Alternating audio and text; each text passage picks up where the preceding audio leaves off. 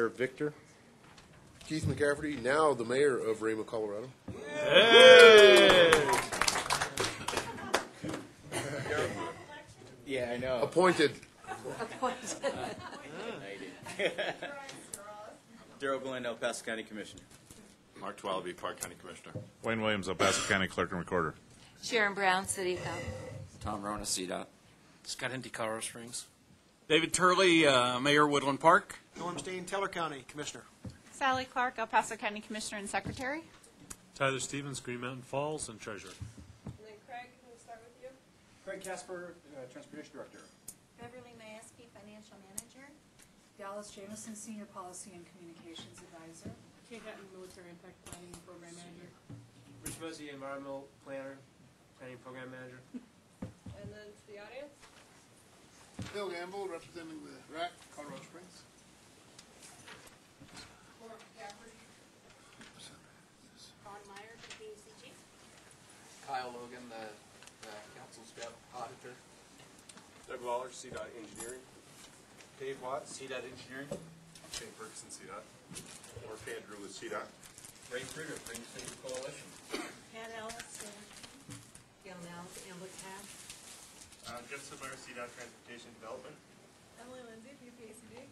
Brian Patulli, PPACG. Yolanda Roberts, PPACD.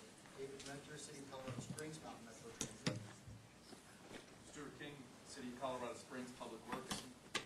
Kathleen Krager, City of Colorado Springs, Traffic Engineering. Derek Phipps, C.H. Stillwell. Frank Phipps, City of Colorado Springs, Public Works.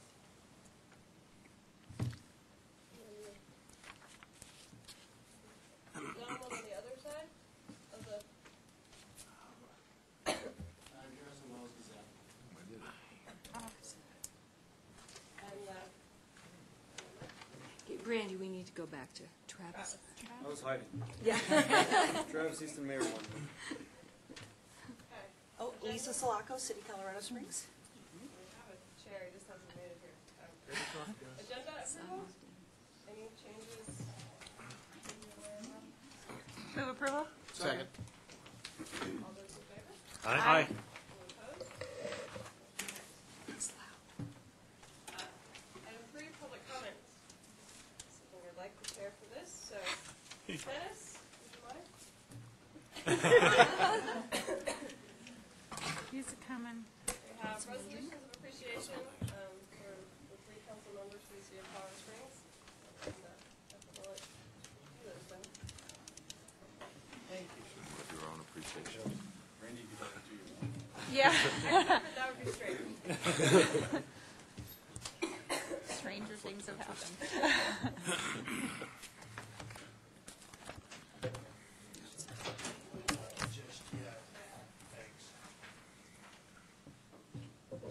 Sorry about that, folks. I had another meeting that ran long. So, you know, I have that here somewhere, do I not? I have them at the ready. Thank you. Without having to sort through the papers on my desk. Oh, he's got them. Here we go. Everybody has them but me. The first one we have here, item A, is for Lisa Salatko. Lisa, you might as well stand right there. Just per chance you want to make a comment. The podium mic works well. Resolution by the Pikes Peak Area Council of Governments Board of Directors acknowledge and appreciation to Councilmember Lisa Salatko, April 10th, 2013.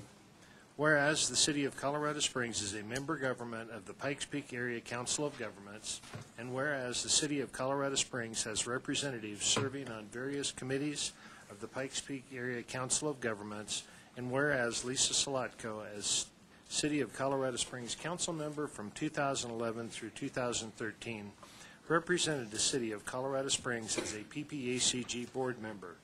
Whereas Lisa Salatko has served as council member of the City of Colorado Springs and the Pikes Peak region in an exemplary manner, and whereas The April 2013 Pikes Peak Area Council of Governments Board of Directors meeting is her final meeting as a member of the PPACG Board of Directors. Now be it therefore resolved that the Pikes Peak Area Council of Governments Board of Directors wishes to acknowledge their deepest gratitude to Councilmember Lisa Salatko for her commitment to regional planning and collaboration and for her dedication to the advancement of the PPACG organization. Resolved, approved, and adopted by the Board of Directors of Pikes Peak Area Council of Governments this 10th day of April 2013 at Colorado Springs, Colorado. Dennis Heisey, Chair, attested to by Sally Clark, Secretary. Move approval. Thank you. Lisa, please. Thank you very much. Just a couple words. I first started off a couple years ago, and forgive my back to the audience, but as on the Citizen Advisory Committee, which I enjoyed very much, and a big thank you to Jim. I don't see him in the audience, but who was extremely helpful and provided a lot of knowledge. I want to thank Rob and all of your staff who has been wonderful, and to tell all of you what a pleasure it has been to be serving with you on this board. This is one of the more successful boards that I've been a part of the last 2 years, and I feel really, truly makes a difference in the region. And I'm very proud to say that I'm continuing on as a stack alternate, and I hope that I get even a little piece of the knowledge that Wayne Williams has, and I'll do you proud in doing what I can to bring back that information when needed.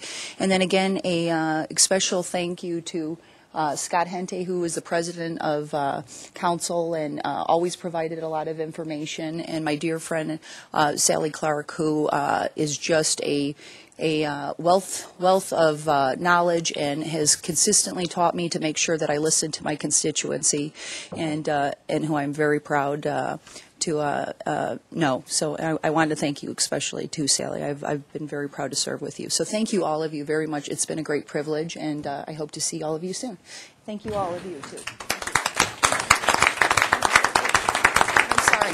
Kathleen, I see in the back, I haven't talked to you, but you have always been a great help to me in the beginning and through this, so thank you again.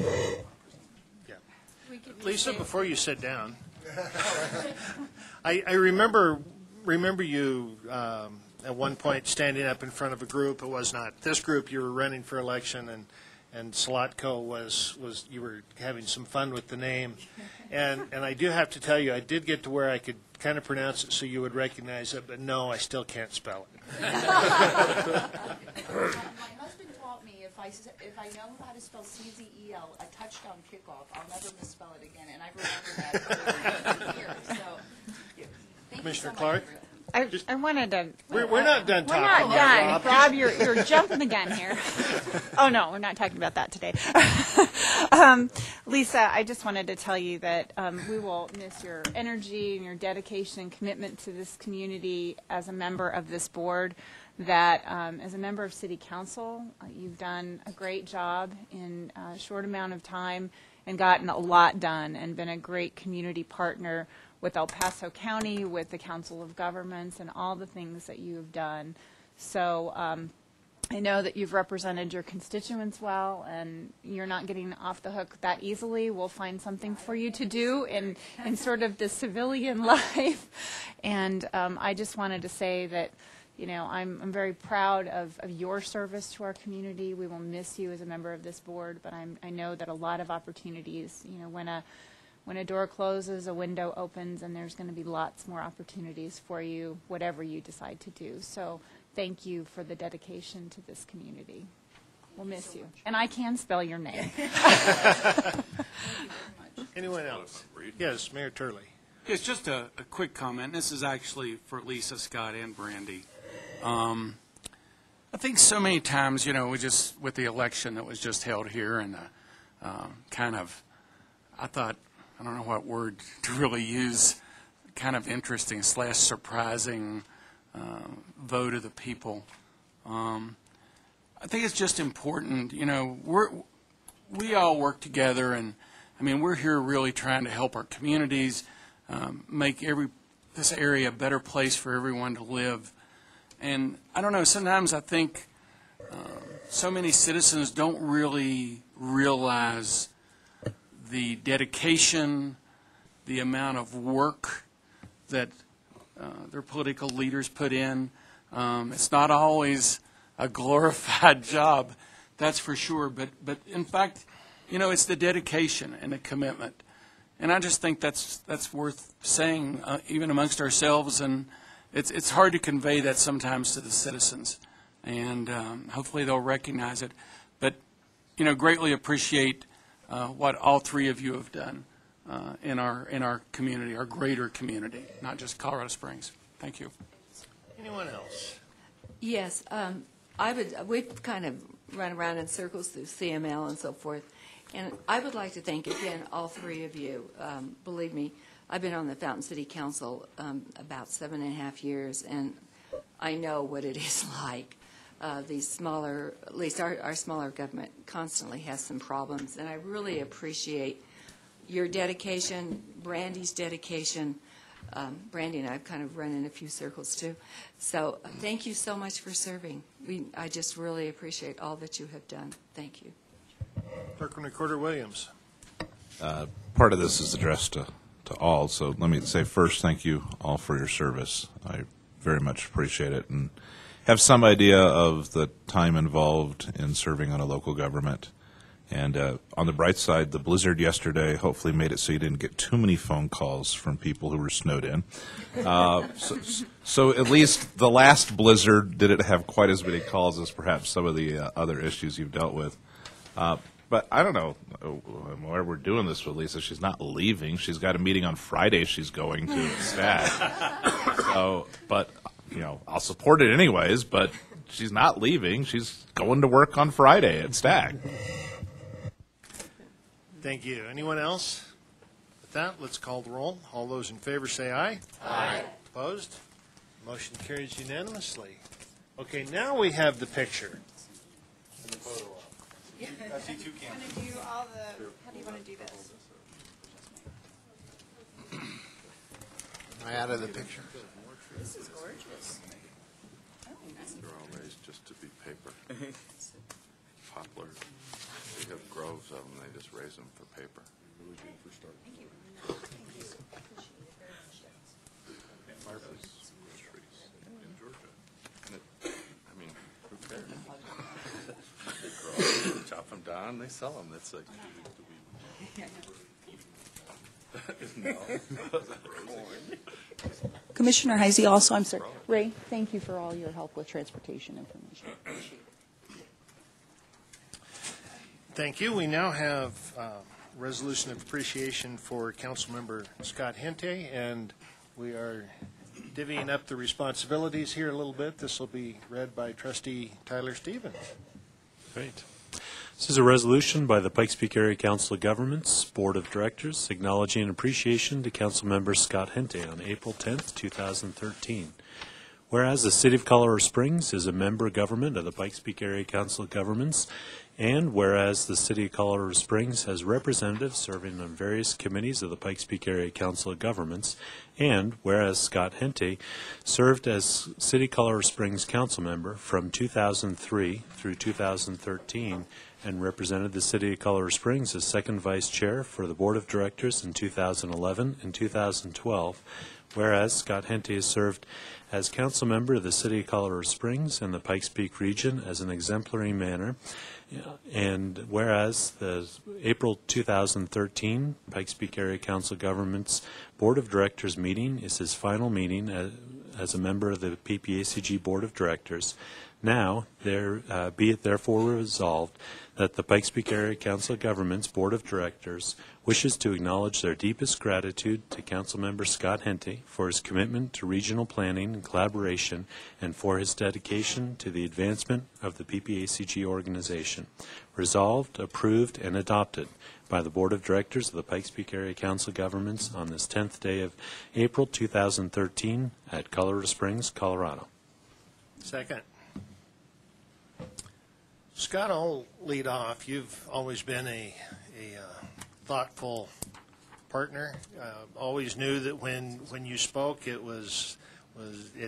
may have been off the cuff, but your mind was ahead of your mouth. So, Not always.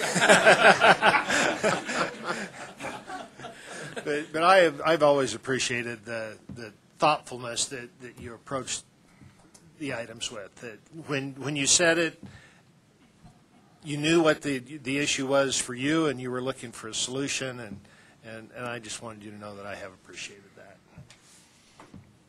Other comments? Commissioner Clark? Scott, I just wanted to say that, we've valued your participation, your interest on this board, trying to run a business while balancing your council duties and your duties to Pikes Peak Area Council of Governments takes a true commitment, and I know that that's difficult because I do it too, and you get paid a whole lot less than I do to do it. So we've really appreciated that. We've also appreciated the occasional no vote on things that we voted on to make sure that we look at that other side of things. So, but we will truly miss you, and thank you for your leadership to the city and to our community and to the region as a whole. We'll miss that long-term knowledge and the ability for you to understand things, and we're going to have our work cut out for us with 3 new board members here, but we will truly miss you, and you're always welcome to come sit in the audience if you need something to do. So. Clerk and Recorder Williams. There are citizen committees available. You don't just have to sit in the audience. But I do want to specifically comment, having served for a very long time with Scott on this board, and when we looked to someone at the city to step up to a leadership position, Scott was willing to do that, and I thank him for that. And I have seen his dedication over the years, and I want to say thank you, Scott, for your long service, both to this group, to the city, and all the other things you've been involved with. And you're still a part of the community, so we would still love to have your participation anyway. There's lots of county committees, too, city committees, PPACG committees, and I don't want to see that wealth of knowledge you have to go away. So, thanks. Yes, Dr. Knoll. Well, I want to apologize. Long time ago, I know what you're getting ready to say. I suggested to that guy that he get on city council, and in all honesty, I knew you'd be a great contributor, and I'm glad you did it for as long as you could. I hope you don't ride off into the sunset as the old westerns always ended. All of you have done a good job on council. People just, until they've been there, don't know. They just don't know. And it really takes a big chunk out of your life, and I thank the others, but you particularly, because I urged you to do it, I think. To give a good portion of your life to your community, you can't, other than your family, you just can't do much better than that. And I want to thank you for the great work you've done. Thanks. Commissioner Glenn. Well, Scott, I wasn't going to let you go away. I've had the pleasure of working with Scott for a long time, dating back to 2003. I remember when we were all on the campaign trail together, this big gaggle. And, I really appreciate the amount of dedication that you have to the city. You hung in there for a long time. I know it was tough. I know your wife is extremely happy. You know her. And what a lot of people don't know, Scott actually built my house. So he is a great guy and a great builder. So I want you to understand that. But I just want to thank you very much for your dedication. I look forward to always having a great relationship with you, and tell your wife you made it and that she survived. So thank her for, I know how hard it was personally on both of you guys. So thank you for your dedication. Thanks, dear. Anyone else? Yes, Mayor Dwell. Scott, I have to say, I enjoyed your frankness and your directness and your common sense. And I'm always fascinated by business people that come into politics, because the first thing they say is, we're going to run this like a business. And then the flood comes over, and they feel like they're trying to hold back the Arkansas River with their bare hands. But it's been interesting watching you do it. So thank you. Anyone else? Call the roll. All those in favor say aye. Aye. Opposed? Motion carries unanimously. Scott, if you'd like to join us over here for the...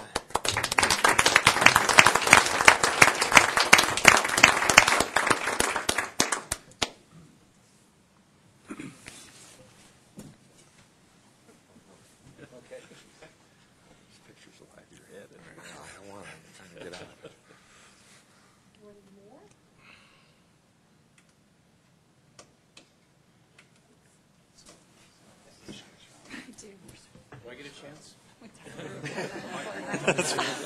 Oh, no, don't let him talk. That's true. We didn't ask Scott for comments. Quite past. I think he's going to. You know, I'm so shy and bashful, I don't talk at all. You know, I have an affiliation with a lot of people in the room. Jim's right. We did have a discussion a long time ago. A lot of people forget this, but I actually ran for Jim's seat. So there's an association there. Daryl and I were on the. Daryl and I share an alma mater, so there's a special bond there that has to go with that. I can remember when I was campaigning the first time over 10 years ago. I had lunch with Sally and Margaret, and we talked about city council and what was involved and everything. And boy, I did not know what I was getting into. Yeah, you did. You did. You know, I'm a big believer in regional cooperation. I'm very proud that Mark gave me a City of Manitou Springs emblem, which I'm proudly wearing. Other than Colorado Springs, Manitou Springs is the one community I spent a lot of time in, and we cooperated very much on a little trail up there between the two communities. Took us a long time, but it was a huge success. But regional, you know, and just yesterday, the City of Colorado Springs passed a resolution about regional partnerships with regards to stormwater, and that's again just how important, because you know, if we have a big rainstorm this year and it starts pouring down from the burn area, it doesn't really care where the city line, the Manitou or Colorado Springs, or where the county is. The water's not going to care. And so I think it was just important from a regional aspect. There's a lot of people in the room that I could talk about, but I won't embarrass them. I just want to say thanks. We did this at City Council yesterday. There were 6 of us that are leaving yesterday, and you've got 3 of the 6 here today. So your challenge is, next month you're going to have 3 brand new people from the City of Colorado Springs sitting here. So, and there's a pretty good chance that all 3 of them might be newly elected. So while they're still learning, about these little things like the city fund and this $1.1 billion operation called Colorado Springs Utilities, you have to help them understand what the Pikes Peak Area Council of Governments does and what the regionalization does and how important that is for our whole community. So thank you very much.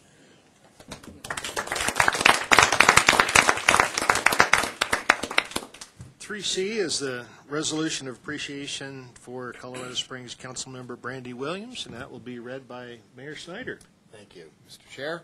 A resolution by the Pikes Peak Area Council of Governments Board of Directors acknowledging appreciation to Councilmember Brandy Williams. Whereas the City of Colorado Springs is a member government of the Pikes Peak Area Council of Governments, and whereas the City of Colorado Springs has representatives serving on various committees of the Pikes Peak Area Council of Governments, and whereas Brandy Williams, as City of Colorado Springs Council member from 2011 through 2013, represented the City of Colorado Springs as a PPACG board member, including serving as first vice chair in 2013, whereas Brandy Williams has served as council member of the City of Colorado Springs and the Pikes Peak region in an exemplary manner, and whereas the April 2013 PPACG Board of Directors meeting is her final meeting as a member of the PPACG Board of Directors. Now, be it therefore resolved that the Pikes Peak Area Council of Government Board of Directors wishes to acknowledge their deepest gratitude to Councilmember Brandy Williams for her commitment to regional planning and collaboration and for her dedication to the advancement of the PPACG organization. Resolved, approved, and adopted by the Board of Directors of the Pikes Peak Area Council of Governments this 10th day of April 2013 at Colorado Springs, Colorado. Second. Brandy, I have served with you not just on this board, but several others, as well as ad hoc committees, and I have really come to appreciate the manner in which you approach things. I have given Brandy grief occasionally over her engineering mind, because my mind does not think the way engineers think, and so I assume mine's normal. And anyway, I really have come to appreciate the way you approach things, your dedication to this community, and all the time and energy that you've volunteered, because, as Commissioner Clark said, you don't receive the compensation that the commissioner does. So thank you very much. Others? I've really enjoyed Brandy, too. She's her serious, direct approach, once again, similar to Scott's. They focus on the issue, and they ask the hard questions. And you've been a leader, and you've, to get up there and run for chair and at your young age, and it's something to be proud of, and I appreciate it. So thanks. Keith. Brandy, you'll be missed. Earlier this year when we did nominations, and I chaired that committee, and ironically I walked in and Wayne Williams goes, "We've been waiting on you," and cast the vote. And ironically, the board that's sitting here before us today is exactly what we recommended that day, which I was very pleased with. You'll be missed. You're very intelligent. I encourage you, do not give up on your political career. You've got a big road ahead of you. Just keep going after it. It's out there. Thank you. Excuse me, anyone else? Yes. Well, I've really grown to admire and appreciate Brandy, and not just Brandy's service, really all three of you, Lisa and Scott also. And I want to invite all three of you to move to Manitou Springs and run for city council.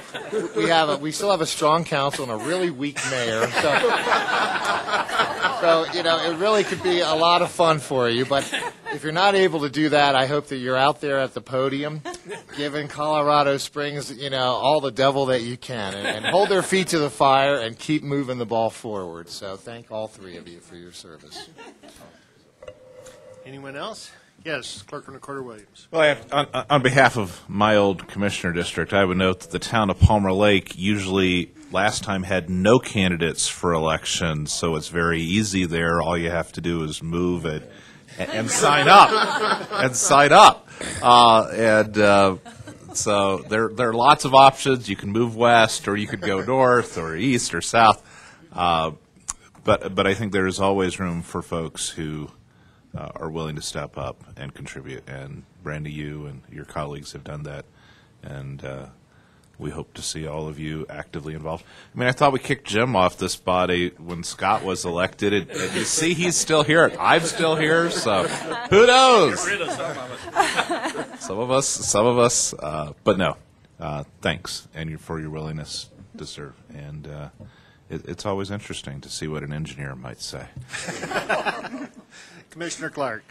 Thank you, Mr. Chair. And I think Mayor Turley mentioned, too, that, there's a lot of those pundits who were saying, why did this happen this way? And we don't know what goes on in elections. And there were new district lines drawn, and some said, well, it's because they weren't incumbents, they didn't get elected. But frankly, some of you weren't incumbents because you really didn't get elected. You got elected in a new district the lines were drawn differently. And so I just think that you do have a great opportunities in the future, Brandy, and you've shown great leadership. I hope that I've lived up to she sort of threw down the gauntlet and said, keep these meetings on track. And so maybe we've gotten a little off track today. I hope you'll give us a little slack today in the resolutions.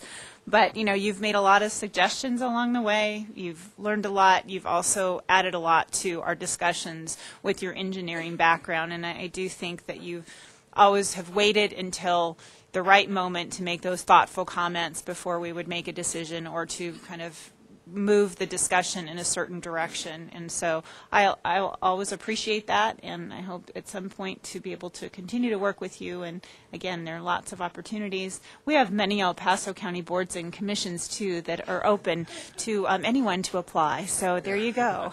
Thank you. Anyone else? We'll call the roll. All those in favor say aye. Aye. Opposed? Motion carries unanimously. So would you like your turn at the mic before or after the photo? I might as well do it now. I don't want to get up and down once. Would you prefer to be up there? I'd rather be here. I can Take shots see at you? everybody. You can probably take shots at me anyway.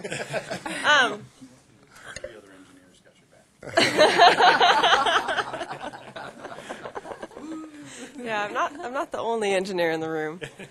I just make it known probably more than most because I still find it bizarre to be an engineer in politics because most people asked me when I was running, so you're a political science major, right? No, I'm an engineer. You can talk? Yes. And interact with people?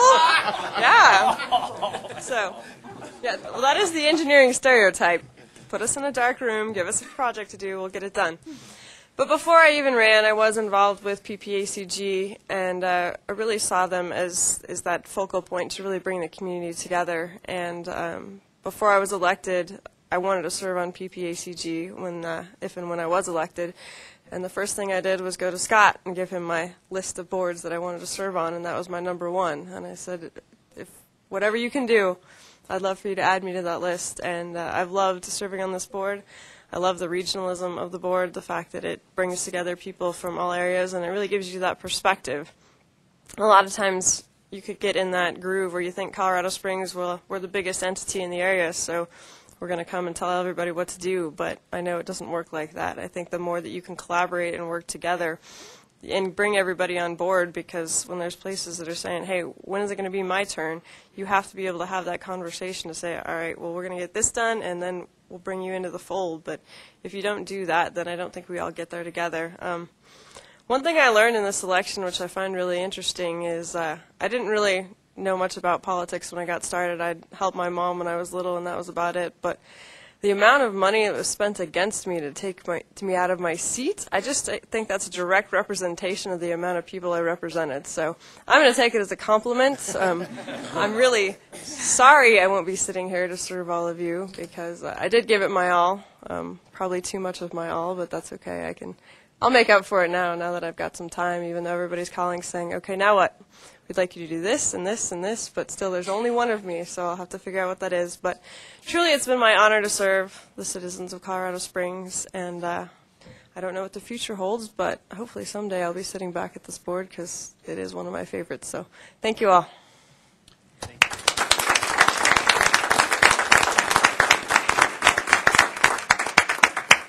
One more time. Dennis, we should probably get everyone in this one picture, too, at some point. What are we going to do? Oh, all three of us?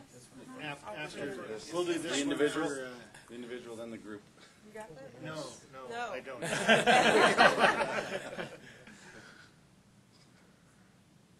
One more? Thanks. So, Commissioner Clark, you were suggesting, Yeah, why don't Scott and Lisa come on as well? and then And the maybe entire board? Yeah, the executive committee, or do you want everybody in it? We could. Do you all, Is the room big enough? good idea, before I do something. Okay, you got a room.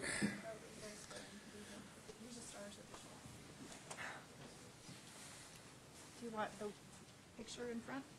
The one picture? You want one picture up Yeah. there? Here, just hold it in front. Sally's going to orchestrate. Come on in, Tyler. She's thinking about There. wedding Is that good? planner. in her next Wedding life. planner. 1, 2, 3. Okay. Okay. Thank you so much. Can you take one? I bet we'll see that one on Facebook. Yeah. Within minutes. Just push that, touch the little side. You know which one to touch? Yeah, but I'm trying to get a picture here. There you go. You just touch that.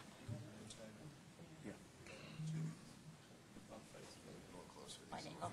1, 2, 3. Let's do it again. Okay, thank you. Thank you. Yeah. Thanks. Lisa, Scott? Pardon me? Now signed resolution. We weren't going to sign it until after it had been passed. Thank you.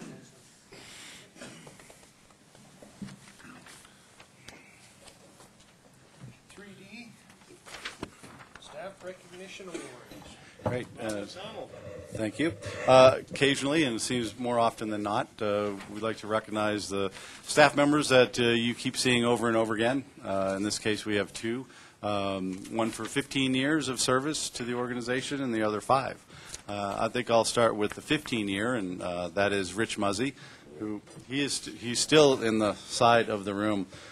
Rich, you know, from our environmental program, and I was a little surprised that it's been 15 years because I got here after he did, which he reminds me.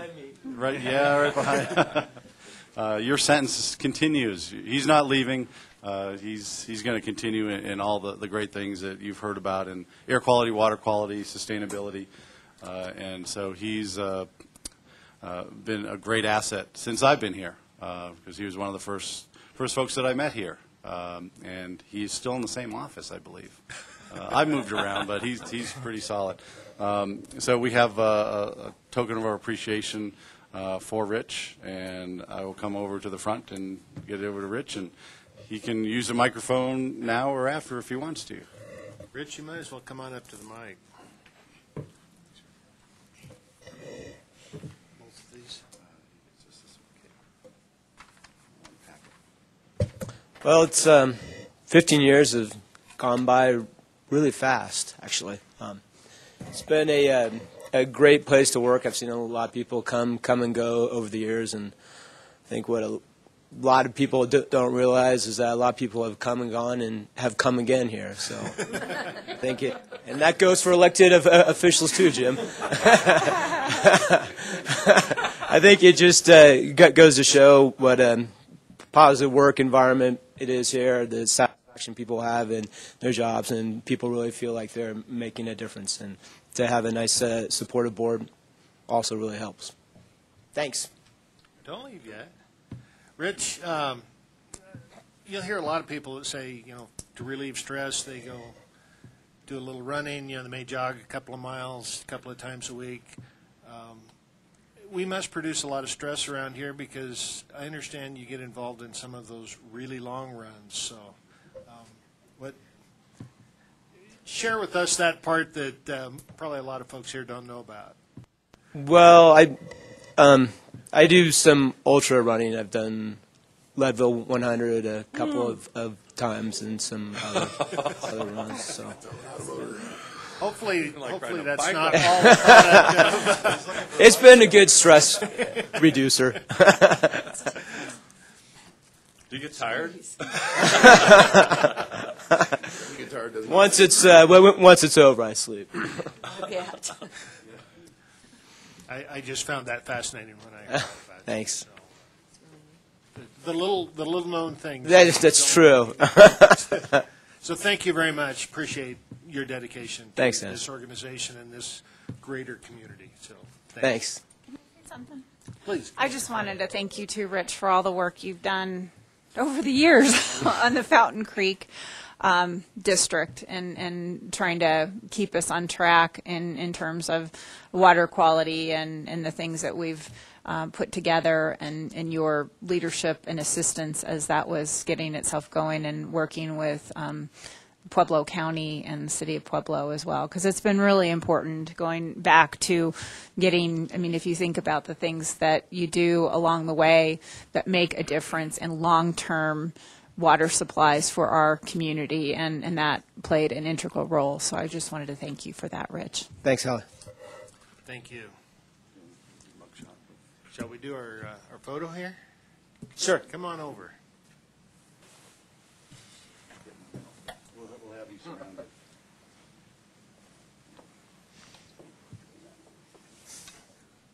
Let's do the whole board. People are getting up to get out of the way. Well, the executive. What? Where to go? Right there. Where do you want? Here. It's got to get The women on each side. You're shifting your way. Rob gets the halo.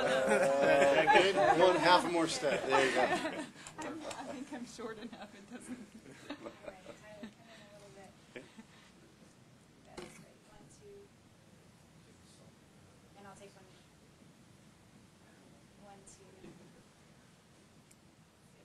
Thank you. Thank you. Congratulations. Thank you.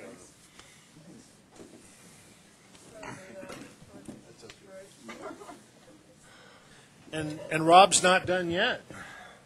Oh, we're going to continue. I see Brian Vituli in the audience. Usually see him things called tip amendments. But Brian does obviously a lot more than that. Everything related to the transportation program, from the long-range plan to the transportation improvement program. He may even have an agenda item later today, or two. And so Brian has been here for 5 years, really helping out, filling the gaps in the program. He comes to us from Philadelphia once upon a time to SEPTA, which I used to ride in college for a couple of years. So I tell him the vehicles are still here. They're just up at the Trolley Museum. So I think over the years they've replaced those trolleys, and probably Brian did that. He used to do some long-range planning for them as well. But Brian is really one of the key keepers of the detailed knowledge of the tip. So all those $600 million worth of projects, we may call on him in a little bit to tell us about a couple of those. But Brian's done just a great job fitting in over the last 5 years and really pushing the program forward. So, Brian, thank you for all that you've done for the transportation program. Brian? I can save my comments for the action items if you want. Yeah, go right into this. Since I've only been here a fraction of what Rich has been, I'll just keep it very short. But it's a wonderful place to work, very supportive. Wonderful board members, of course, and I really appreciated my time here, so thank you. Thank you. Thanks, Brian. And I appreciate the fact you can keep the tip amendment straight. Yeah, that's what he has to.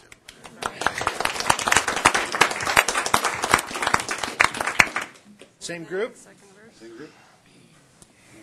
If Rich runs 1,500 miles, Brian bikes it. Gosh. I thought the incline was a big deal. Sit this way. We'll knock one on Friday. I get the folder too. More? Keep coming? Keep going. We need halo. We need X's on the floor. All right, everybody squeeze in. All right, that's it. Getting baggage. It's a take. Yeah. Yeah. Thank you very much. Thank you. Thanks again for helping me get on stage. I'm enjoying it. Are you? Good. Still in the public comment period. Let's go to the public. Anyone in the audience have an item they'd like to bring before this board that is not on the agenda? Yes. You're not in the audience, but we'll recognize Clerk and Recorder Wayne Williams. Yeah, I just wanted to make members of this body aware, since it affects all of your jurisdictions. There is a proposed elections bill in the legislature that will likely get introduced later this week that will add about $700,000 to the cost of the 2014 election here in El Paso County. Since that cost is shared with any of you that choose to be on the ballot in El Paso County, I thought it fair that you should be aware of that ahead of time. It requires shifting everything to vote centers, which means that you have to have complete internet connectivity at all of the polling places and the ability to process registrations instantly. It requires, we've got about a third of our voters who've chosen not to get mail ballots in general elections. This law requires, even over their objection, that they be sent a mail ballot. It is a very bad bill, and it will be very costly. But as you're planning your 2014 budgets, if you anticipate anything on the ballot, then you'll need to plan for additional money if this bill does pass. I don't have a number yet. I don't know that it's actually been assigned a number. I think it's supposed to be introduced Thursday. Kind of a late bill, isn't it? It is a very late bill being run in at the last minute. Mayor, shocked. Yeah, I'd just like to make a comment. Are they aware that there are a large number of municipalities in Colorado that do not have internet capabilities? You know, this bill requires every voting site to have that. Are they going to supply that? Are you new to municipal government? I'm saying do the logistics of I mean, some of the Western Slope places, you literally cannot get satellite connection. We, part of the additional cost for us is providing it, but I have not yet run a survey as to whether it's even available in some places in the county. I know statewide it's not. And so I think that is an issue. It means that you will not be able to have a polling place in a place without internet connectivity. And so for people in a rural area that doesn't have that, they'll have to drive somewhere else if they want to vote in person. No. Telling you. I have to make a phone call. Maybe several. Lots of them. Yeah, several. Councilmember Salatko. Thank you. I just wanted to recognize Commissioner Gruen. Sir, you weren't here when I was able to give my thanks, and you were on my list. I just wanted to again say thank you. I don't think people realize the amount of information that comes forward with this board, and to understand transportation, what's going on with the state. You've always had a willingness to share your wisdom with me, and I wanted to thank you personally before I leave, because I've really enjoyed working along with you. Ditto Lisa's comments. Well, I didn't want to take the time to echo what I'm sure everyone else said, but it's been a pleasure working with all of you, and thanks for all that you've done. You're going to be missed, but I know that you're not going to disappear. So I'll see you all soon, and thanks for your kind words, Councilwoman. Thank you. Item number 4. This would be our consent items. Are there any of these items that anyone would like to have pulled off for discussion? Seeing none, do we have a motion to approve? Move approval. Thank you. All those in favor say aye. Aye. Opposed? Motion carries. They are approved. Item number 5, committee reports. Transportation Advisory Committee. Dave. Good morning. This is David Mentor, Transit Planning Supervisor, City of Colorado Springs. You have the TAC committee report in your packet.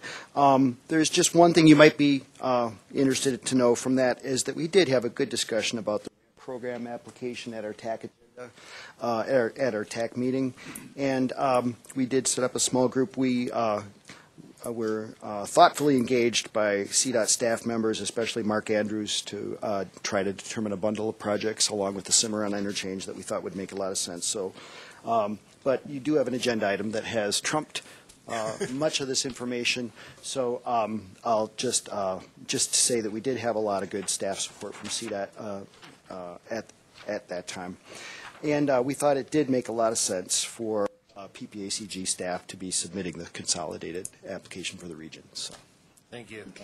Questions? Appreciate it. On that particular item, I think there have been meetings almost daily, probably since the TAC meeting, to figure out the best plan, and we will hear about that more about that later. Community Advisory Committee. You don't see Jim. Moving right along, Regional Advisory Council. Bill? Good morning. Bill Gamble from the RAC, and you have our report before you. I should also say I am also an engineer, so you can... This isn't contagious, is it? Make from that... 20 in the room. I like engineers. So you have our report before you. If there are any questions, we'll certainly get them answered. I would like to point out to you, as you know, that we're required to meet once per year in each of our counties. And so in July, you're all invited to join the RAC as we travel to Bailey. And I know you're just anxious to go to Bailey. So, anyway. Cutthroat Cafe is a great little restaurant. That's probably where we'll eat that day. Questions for Bill? Thank you. And our Coordination Committee on Specialized Transportation. Gail? Good morning. I'm Gail Nels with AMBLCAB and also the chair of the Consolidated Committee for Specialized Transit. You have the report in front of you. I guess I'd like to just highlight a few things. One would be that we are excited that now Mountain Metro has evening service, and I would like to just thank you all for participating in that if you did. Also like to point out the item number 6, the MAP 21, which is the Moving America Forward in the 21st Century. We are recommending that you approve that. These federal dollars enable small or all nonprofit agencies to buy the transportation buses. If any questions? Questions? Thank you, Thank Gail. you. Appreciate it. Number 6, action items. 2012 financial compliance. Sorry about that. I thought we were compiling things here. Compliance audit report, and you have that in front of you. Good morning. My name's Kyle Logan with Logan & Associates, the Council of Governments Auditors. And what you have in front of you are 2 documents, the financial statements and our management letter. And so I'm here to present the results of our audit for the fiscal year ending December 31st, 2012. And we usually spend approximately 2 weeks here at the offices and go through records, test internal controls over perhaps cash disbursements, payroll. We look at grant compliance as part of the audit because the Council of Governments receives over $500,000 in spends of federal dollars. There's an additional compliance audit called the single audit, which is the latter part of the financial statement report. And so I'm here to go through all the results of our audit. You will notice that the report is probably a little thicker than in the past because of some changes in accounting standards as well as auditing standards. We've had to, number one, following the table of contents, expand our disclosures related to our opinion. We went from 1-page opinion to a 3-page opinion. I don't know if it clarifies it anymore. Probably makes it a little harder to understand. But the biggest thing in that is it tells what our responsibility is as your auditors, what your responsibility is as a governing board, as well as management's responsibilities. And it kind of outlines those, makes it a little more clear, supposedly. And so the main thing that I like to point out is this document, it's the responsibility of management. All the numbers in this document, all the disclosures in the document are yours. And the board of directors hires our firm to come in and do an independent audit of those numbers and those disclosures. And so on the page B at the very top, it says opinions, and that's, to me, that's the most important part of this document. That says that our opinion is a clean opinion in layman's terms. The new term is unmodified. They changed it from unqualified to unmodified. So, again, it's the cleanest opinion local government can receive. And the following paragraphs talk about all the other required disclosures that follow in the report. So, again, 2012 was a good year, a clean opinion on the financial statements.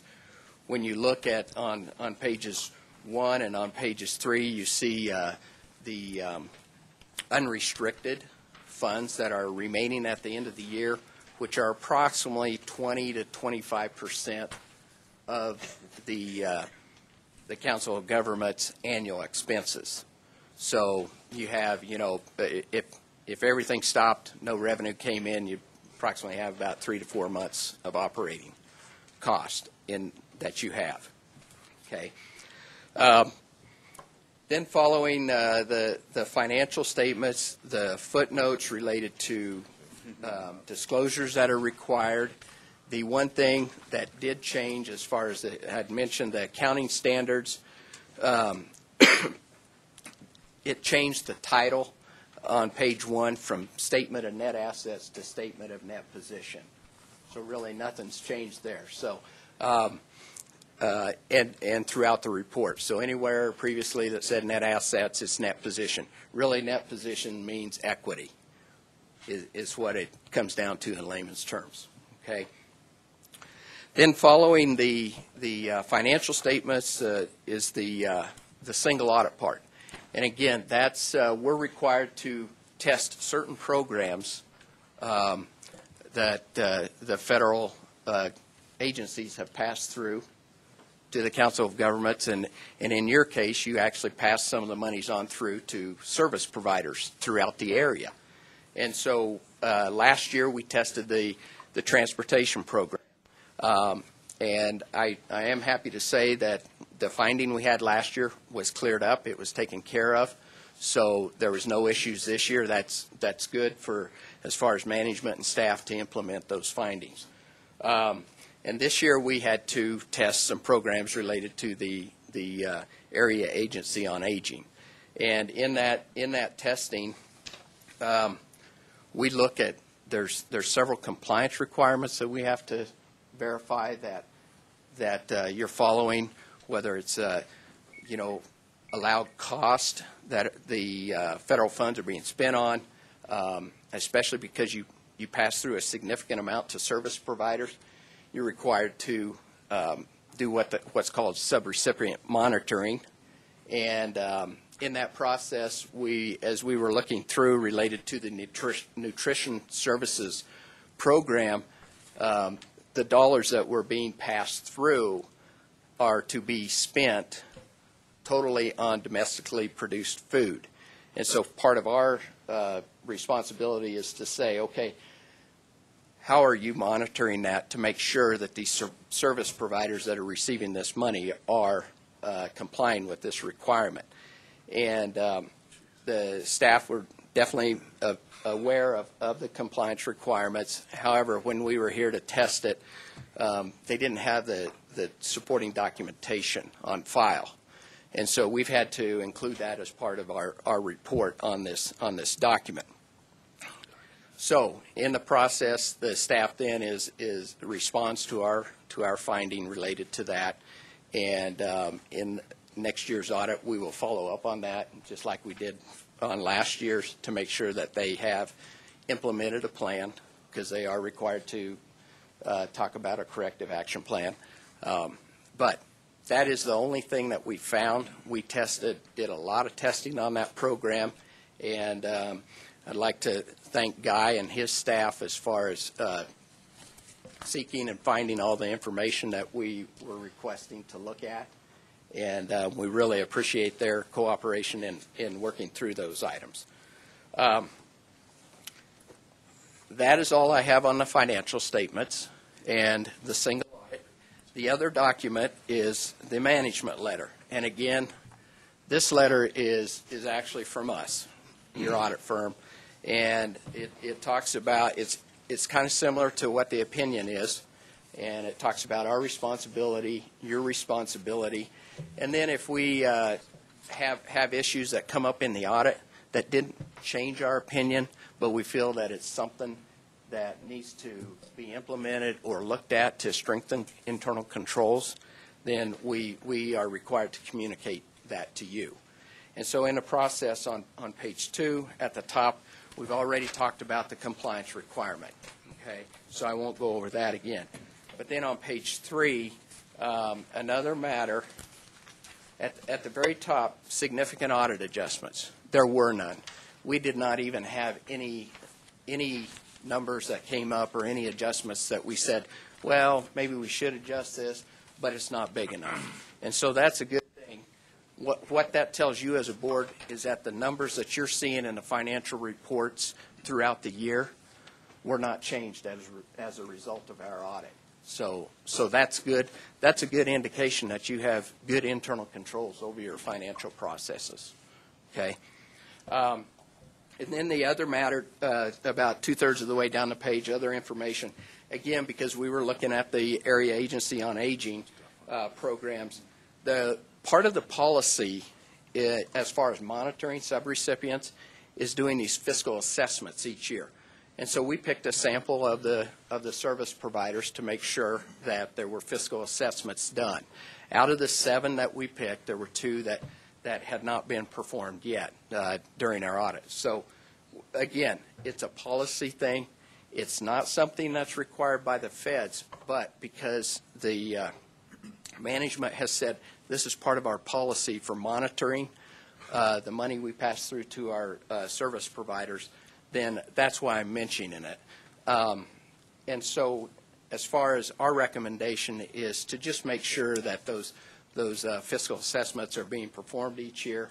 And it seems like after talking with the Area Agency on Aging staff that they've got a process so that hopefully that won't fall through the cracks in the future. As far as our compliance issues, looking at expenditures, looking at payroll transactions, things like that, we had no issues with anything that we reviewed and audited. So again, a very good year financially, and even from the standpoint of the federal programs. And the last thing I want to say is I want to thank Rob, Beverly, and her staff, and Don and Guy and his staff, because they have the hard part. They have to pull together all these documents and go seek and find things, and it really makes our job a lot easier. If they didn't do that, we'd probably be out here 5 weeks. I don't know. But anyway, so we really appreciate their time and their efforts. Thank you. Thank you. Questions for our auditor? Appreciate your work. Particularly like the outcome. Yes. I realize that. Definitely like the outcome. So thank you to Beverly and the rest of the management team for another good year. Good. Yes. Thank you. Thank you. I'll bet we need a motion to accept. Move approval. Second. All those in favor say aye. Aye. It'll be quick around here. Yeah. Should I ask for those that oppose here? Motion carries, but what comment would Mayor Snyder like to make? No, I was going to make a motion, but if you're not like right on top of it, you never get a word in. So, I'm just kidding. 6B, 2040 Regional Transportation Plan. This is our public participation plan. Yolanda? Yes, hi, good morning. For each long-range transportation planning effort, we have to update our public participation plan.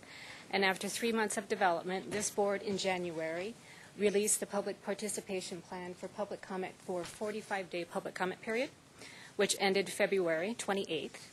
In March, it was brought back to the committees, all the advisory committees, and they reviewed the comments. And all 3 committees, TAC, CAC, and CCOS, recommended approval of the plan. So I'm just going to go over quickly just some of the comments that we received. The first comment was, do you have, or how do you address your LEP, which is Limited English Proficiency Plan? We do not currently have an LEP plan, but we will be working on one. So that was one of the requests. The other request, they talked about how are you going to deal with different languages and stuff like that. We're going to be working on a brochure that's going to talk about the transportation planning process, and we're going to be doing that in English and Spanish. So we're going to be developing that. The second comment was on e-town halls and how we can have an e-town hall here. That was a very good comment, but unfortunately at the moment we don't have the resources or the funding yet. But it's not a no, it's just not yet. So we will be planning on doing that. So hopefully the next public participation plan, we can include that. Comments 5 and 6 are kind of the same. They just talk about the federal authorization bills, make it so it's all on map 21. So we just rearranged the text in the public participation plan to make it a better flow of ideas. So we did that. One of the other requests was, can you go have elected official briefings? That was, I think, in January when you had the FHWA representative here. And he asked about the transportation planning process. So after that, PPACG held a bunch of traveling displays, and we went to all the different entities. So we will plan on having those more and more with election turnovers and stuff like that. So I think we went to every entity here, I believe, with the exception of Park County. Is that correct? Sorry. Well, actually, this is for our MPO boundary. So, and then the final one was, how do you deal with feedback on your public involvement procedures? And one of the examples was we have open houses and they talk about what we've done and what they want to see and what can be improved. And one of the comments was, not for the 2035 RTP update, but for the original one, they really liked the regional roundtable that we had. So we would like to have probably a more robust public participation plan, which would be in summer of 2014. So that's when we're going to be bringing our plan out. So we will be considering that. But once again, it also depends on resources and funding. So any questions? Councilmember Williams. You mentioned the availability for e-town halls. Is there a way for you to partner with member governments? Because I know we do that at Colorado Springs. So is that an option to maybe have the meeting at City Hall and then you could have, I don't know what the arrangement would be with the city, but that way you'd have the availability to have it, and that may save you guys from making the investment. Yeah, we'd love to partner, and I know a few of the local governments have that ability. So because it's not in the plan, we can still do it. It doesn't prohibit us from doing that. Right. But we couldn't certify that we will do it without knowing the agreements. Other comments? Do we have a motion to approve? Move approval. Second. All in favor say aye. Aye. Opposed? Thank you, Ms. Roberts. 6C, ramp project identification. Craig, I'm assuming you're going to kind of take us from where we were a month ago to where we are today? Correct. Okay. And a month ago, and actually even as recently as a week ago, we were on the bundling scheme. We're going to bundle our projects. I thought it was a good idea. And then late last week, CDOT posted on the website, frequently asked questions, is bundling allowed? And the answer was no, bundling is not allowed. But then the reason they give doesn't really apply to us. Ignoring that and just assuming that the no is what stands and not the reasoning, that we have been working very closely with CDOT. Craig, let me interrupt. Dallas, can I ask you to go see if Commissioner Gruen is in the audience or in the hall, perhaps in a sidebar? Let him know that this item's come up. So, yeah, we've been working very closely, and I give props to CDOT Region 2. Their staff has been incredible in working with us on this. And also city and El Paso County staff trying to come up with a way to fund the Cimarron interchange is what we've been focusing on based on our previous discussions. With that in mind, you have two, actually it's multiple pages, but one at the bottom says CDOT1 and one at the bottom says PPACG PPRTA1. And these are part of our packet? No, they were on the table. On the table. We'll display them here in a second. Yep. We can turn on the machine. I think Jacqueline had the remote. Yeah, Jacqueline still has the remote. So the one that says CDOT1, we had a meeting yesterday. Was it yesterday? It was yesterday. Wow, this is... we've been meeting a lot. We came up with what you see on that cover sheet. Cimarron Interchange is a $95 million cost, and there are three portions to ramp, which is the public partnership, asset management, and devolution. And there's also, CDOT has another program that's advancing STIP funding. The proposal you see is a combination of all of those. The ramp request for public-public partnerships would be $24 million, and that requires $6 million in local funds. That could be PPRTA maintenance, could be city general fund money, it could be county road and bridge money. So it'd be a $6 million match to the $24 million ramp request. There's $20 million in asset management. That's maintenance and safety type projects. There's no devolution, so there's no money there. And then there's advancing and reprioritizing other STIP projects. And starting at the top, there's $10 million fiscal year 15 faster safety on powers. That is, instead of widening powers, taking that value of dollars and applying it to Cimarron. $5 million in bridge on-system funding, BRS, for fiscal year 13. $4 million in faster safety money from fiscal years 14 and 15. $4 million in project savings from, I think it's Senate Bill 1 money, strategic corridors money on excess on the State Highway 16 project. $11 million that's currently allocated, $5 million of our Metro funds, and $6 million in Transportation Commission contingency. $11 million out of our TIP in CMAQ, Metro, and basically CMAQ and Metro. Some of these funds could be the funds that are unprogrammed now. CDOT is conservative with their estimates, and in T21, so there was more money came in T21 than they expected. However, there's also less money in MAP 21 with the rules, and so that sort of would spackle across the years. What this proposal is take $11 million out of the TIP, out of our projects, and that project list is also on your table of what all those projects would be, and for a total of $45 million in advancing and reallocating STIP money. And that gets us to our $95 million. Obviously, what that does is, like I said, powers doesn't get widened. The Fillmore interchange may or may not happen. It depends on what happens on the other projects below. And $11 million would come out of our existing projects of some various shade. Then below that are other potential projects. Fillmore interchange with the PPRTA Chestnut, that counts as a local contribution. So the ramp request for that would be $11 million to get the diverging diamond done on Fillmore. Powers widening, instead of being a safety project, it would be a ramp request, and using the PPRTA's right-of-way purchase to be the local match for that. The Old Ranch Interchange and Old New Meridian are both PPRTA projects, and that would be just a straight-up, almost like a zero-interest loan.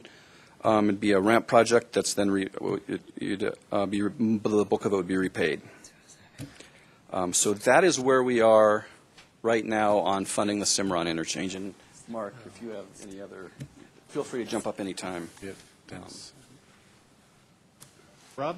Yeah, just to make sure, as Mark's coming up, I think the Brain Trust is in the room, and Tom's at the table too, and he's been asking questions hourly, probably, of CDOT headquarters to help us define, the different parameters.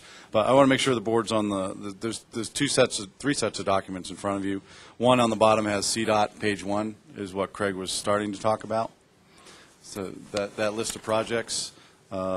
The other one is called PPACG, PPRTA 1, and that's just for page numbers, because we may have to reference page numbers as we get to the discussion. And finally, the third document is what Craig alluded to. You all approved a transportation improvement program with a set of projects, and that line item he talked about on page 1, CDOT page 1, it's 2 lines up from the total midsection line. It's under CMAQ, Metro, and other project. That $11 million is currently in projects for all the local governments.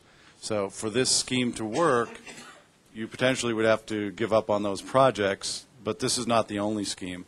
And the eventual question we'll ask the board is direction of what to submit under RAMP, because with the uncoupling, delinking of the projects we were bundling, potentially you have 7 or 8 individual RAMP applications, or one. And again, that's the bottom line question we'll ask the board is, what do we go forward with? What assumptions do we go forward with? And do they seem to coincide with the current understanding of the RAMP criteria? Again, the May 1st deadline is when the pre-applications are due. And if you don't have a pre-application, then, well, never mind. So that's the ultimate question, but I know Mark's got the details, and that's the discussion we'd like to have with the board. Mayor Pro Tem Keith McCafferty. Is there a limit, Rob, on Is he what mayor? number of pre-applications we can apply for, or? I know CDOT and Commissioner Gruen. No limit.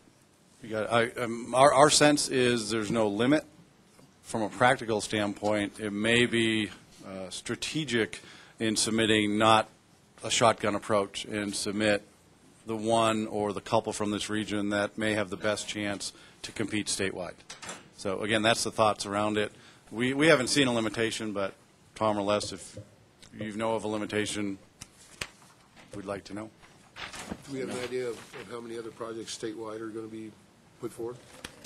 I certainly. If you could repeat that so the folks in the audience could hear that. Do we have an idea of how many projects are ready to go statewide that are going to be put forth? I certainly don't, but you can be assured that it's going to be competitive. And I'm sure of that. I think Rob and his staff deserve a lot of credit. The CDOT staff deserves a lot of credit. Mark, before you even start, thanks for your creativity. A lot of people around here have been putting on their thinking caps and working together to try to get this figured out. And I agree with Rob's assessment that let's be thoughtful and strategic as we move forward and think about how we package our needs so that we can most effectively compete for these scarce resources. And I don't know whether it makes sense to listen to what Mark has to say, because it's my understanding that he sort of conceived or came up with this concept that Craig just described, and ask him any questions that we might have related to this moving forward. And Tom, I don't know if you've had any follow-up since we discussed this on Monday. I just wanted to clarify a couple things. That 11 million CMAQ Metro state surface treatment funds, other bridge funds, we're looking at some project savings for some other projects too that we may be able to lower that 11 million.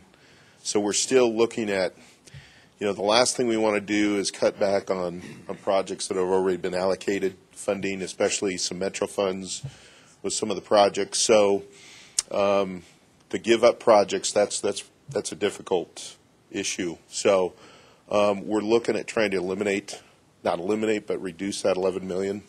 We know we have a couple million in savings from other projects. So as we move forward with this, we'll see what we can do to increase or at least the reallocation of those other projects. But I'll be here to answer any questions. Thanks, Mark. I'd just like to commend Mark for trying to pick up the pieces after our initial approach wasn't successful, and now we've had to move into a plan B mode, if you will. I'm the eternal optimist, and I always think big, and I think in this case I was probably brought back to earth, and looking at the reality of what it takes to fund the gap that we have with the Cimarron project, which is the area's #1 priority, clearly, that's been identified. So what Mark has done is if you look at that figure, the 24 million, trying to get that number down, that gap, as low as possible. He's pieced together some funding from other projects that are currently out there in the STIP. And granted, they're important projects to the area as well. And I feel the pain of proposing something like this and taking the money from those other projects to build this project up. But we're to the point where the 11 million is still an unknown as far as if that number grows. The one we've titled CMAQ Metro Surface Treatment Other BRS, if we're able to cobble more money together in that area, that helps to reduce that 24 million gap. The 20 million that's shown there across the line there under the ramp asset management category, that's an assumption on our part that we will be able to somehow capture some resources that are out there in the asset management portion of RAMP. It's not a guarantee, but it's a pretty conservative figure that we would have some surface treatment or some bridge money that could make up that 20 million.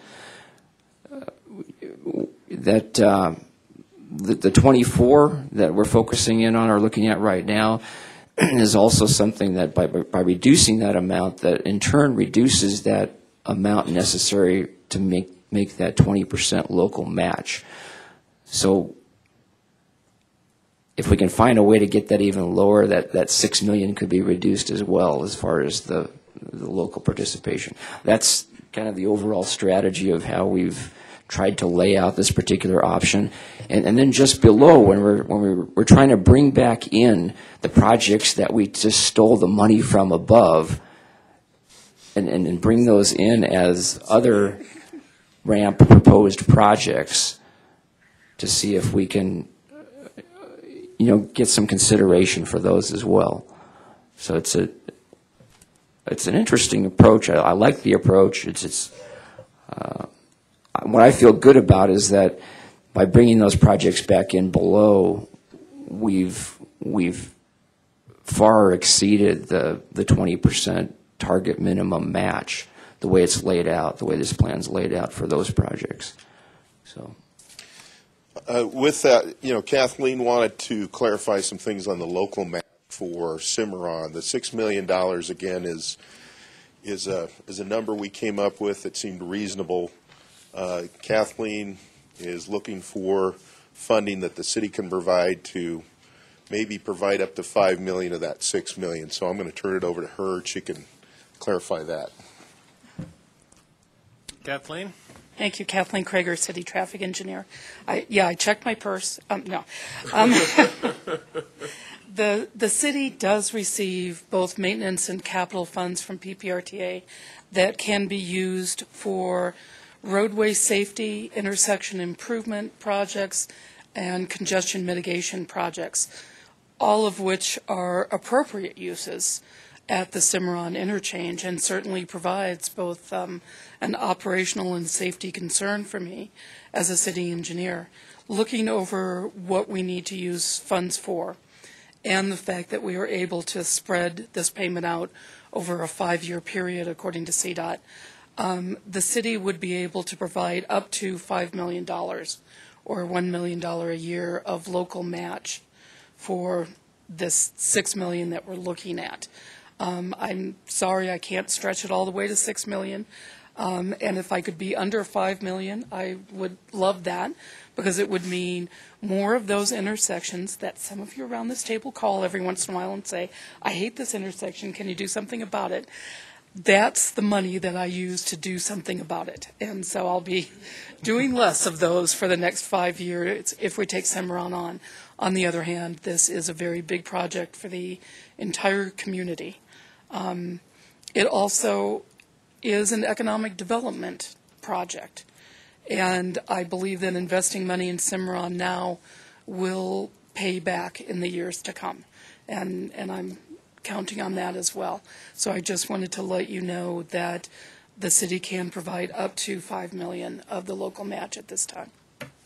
I'm just going to step right out and say thank you very much. That's huge. I recognize when somebody tells you 30 days ago, bring your checkbook, it's really hard to do anything of this magnitude in 30 days with local government. So, well, my appreciation. I'll save my lengthy speech of how much money Colorado Springs and the region has given to the state for state projects and has committed over the next 10 years to the state for another time. But don't worry, I have it memorized. Commissioner Gruen? Thank you, Mr. Chair. Kathleen also deserves a tremendous amount of credit and thanks for the efforts that she's committed to getting this stuff figured out. She, as I recall, if wasn't the person that conceived this whole bundling concept, certainly was part of the team that came up with the bundling concept that we thought was going to get us over the hump, and for whatever reasons, it just didn't work out. If the city does decide, and everyone decides that a $5 million contribution under the criteria that the city has suggested makes sense, I think that's huge. I think I was certainly looking at non-cash contributions to see if there was a way that we could figure out how we could achieve our match without cash. But coming up with something like this is, I think, extraordinarily significant. And I don't know what you think, Tom, but I think I can tell you from a commission standpoint that this 20% was always viewed as a guideline, and that it's not hard and fast, and that I think that there's no reason that if there's $5 million there rather than $6 million, that it's not going to be seriously considered. Rob, I don't know what you and the chair are thinking of today. We have a May 1st deadline to get a pre-application in.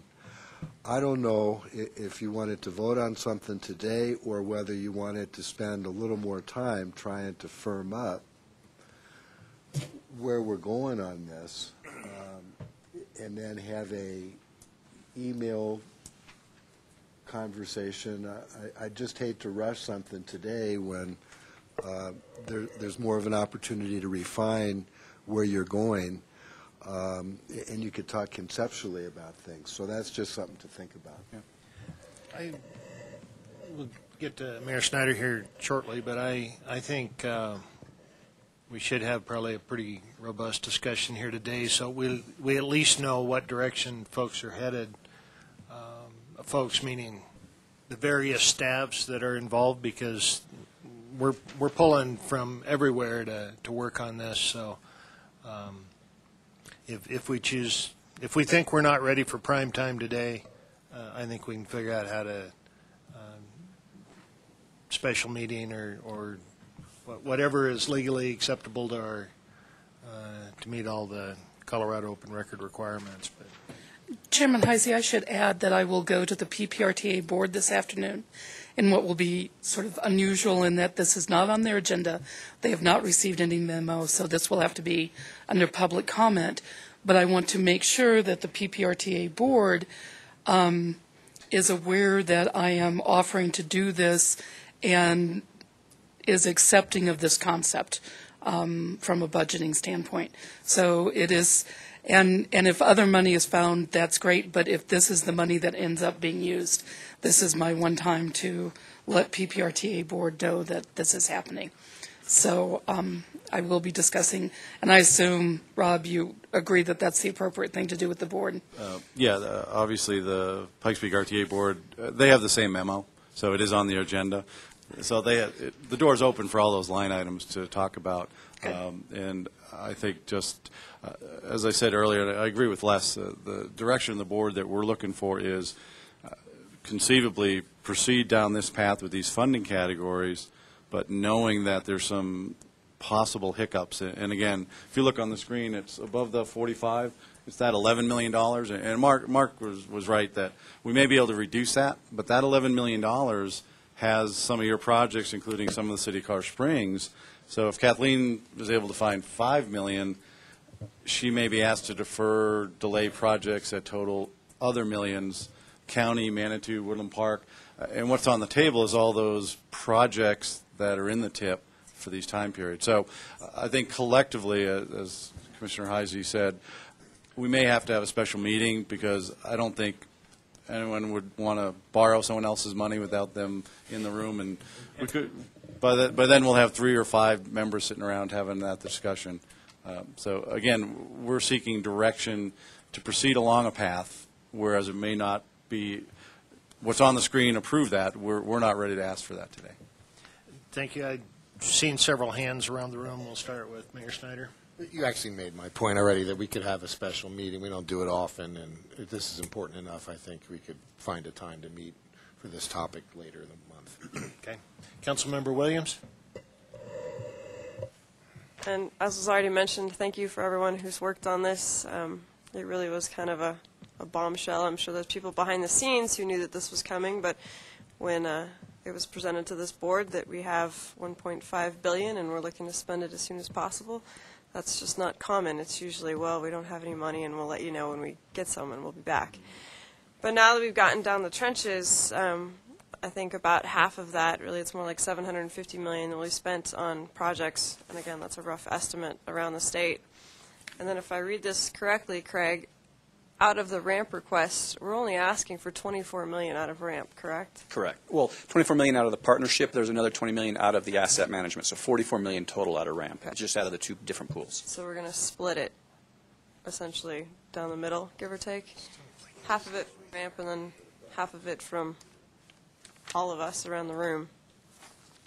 Is that correct? Yep. And Mark just pointed out that with this Cimarron, pardon the typo, with this Cimarron request, they'd be going after $43 million for Fillmore Powers, Old Ranch, and Meridian out of the partnerships, and then another $10 million in devolution from Fountain, and I think that'd be El Paso County. So the Cimarron is $44 million.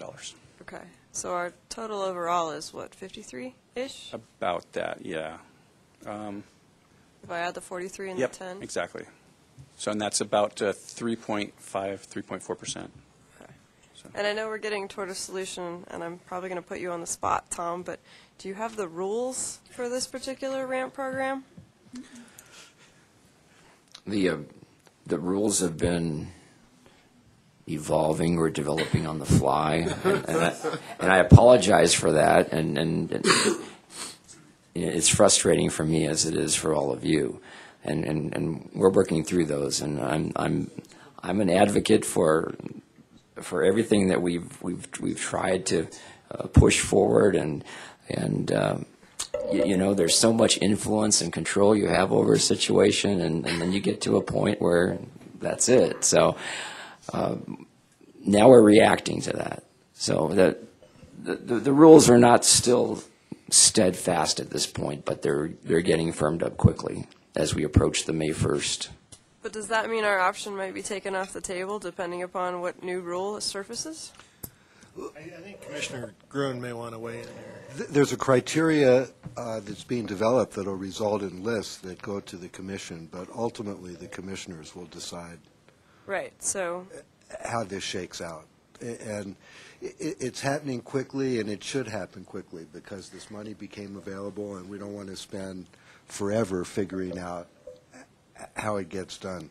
So I think there'll be the general criteria that will result in these lists, and then we'll react to that. But Tom and his staff and this group, I think, are doing everything we need to be doing to optimize our opportunity to capitalize on these funds. no, I completely agree, but again, I think we've done this community's done its fair share paying in. I'm not saying we're going to get it this time, but don't forget us, because I still think even with $53 million, that's still a small portion of the pie as far as out of that $750 million. And I know we're looking to a solution, and I know this is our top priority, and it's probably not going to be, it'll be one of those things that's going to be not in everyone's best interest when it's all said and done. As I can see, you're taking projects off our list on the other side, but I think this is our top priority, and any way we can get it accomplished is much appreciated. I just wanted to clarify a couple numbers. I think the question was how much ramp we're really getting. Again, the three categories that Craig talked about, the 2P and the asset management, the devolution, what I've come up with a scenario is that we're asking for $44 million of PP funds, and that's with a $27 million contribution. A lot of this money's already been spent in terms of the Fillmore interchange with Phase 1 with Chestnut. The Powers widening was already spent with the right-of-way acquisition that the city kicked in for that portion. And then to clarify Old Ranch and New Meridian, with these two amounts, $8 million and $4.6, CDOT would go ahead and back those funds with a separate agreement, so they would not be part of ramp, but we're requesting another $600,000 and $400,000 for Old and New Meridian for design. The $600,000 is just to make up the difference we need for construction. So, again, the 2P amount is actually about $44 million, with about a $28 million match. Out of that, we're asking for an additional $20 million of ramp asset management, and the devolution of these two projects would be about $10 million. So, somewhere around that $74 million mark is what we're looking at total for ramp requests. And I know my mom told me my entire life that life isn't fair, but when this all shakes out, is everybody else going to have a 50% match as well? I can ask the hard questions. I'm not going to be here next month. Well, and that's those are the percentages it's worked out, and that's certainly in our favor, I think, for, as we make those applications for these 6 projects. Or actually, it's 7 projects. So I've got a list going. We'll start with Mayor Easton. Well, I think it's worth asking the question, and I think you alluded to, Rob, the $11 million that's currently allocated to other projects. What is the list of projects that you're taking away from? I think we need to look at that. They're on the table, and literally we printed this morning because this is truly evolving on the fly. One other project I want to point out beyond this list is, it's part of your TIP Amendment 4, $5 million for the Fillmore project. That may be pulled from your agenda when we talk about that, but that's already in this list, that $5 million, plus the other up to $11 million. I guess I'll use that term based on what Mark was saying earlier, if we can close the gap. So it's up to $16 million of prior commitments to projects that are on the list. And all those great funding categories you all have memorized: congestion mitigation, air quality, which is CMAQ, and all the other, the surface treatments and the other acronyms we have. So, again, the process we're seeing is working with CDOT staff, the local government staff, ourselves. How do we fit all those categories and find money that will, we hope, eliminate the need for any projects, all of your projects, to have to come out, or the funding be dedicated to Cimarron. That's been our intent all along, but right now we're not able to close that gap between CDOT, your local government staff, and us. Thank you. Mayor McCafferty, which I've been calling incorrectly. I didn't realize you had been promoted, so. Thank you.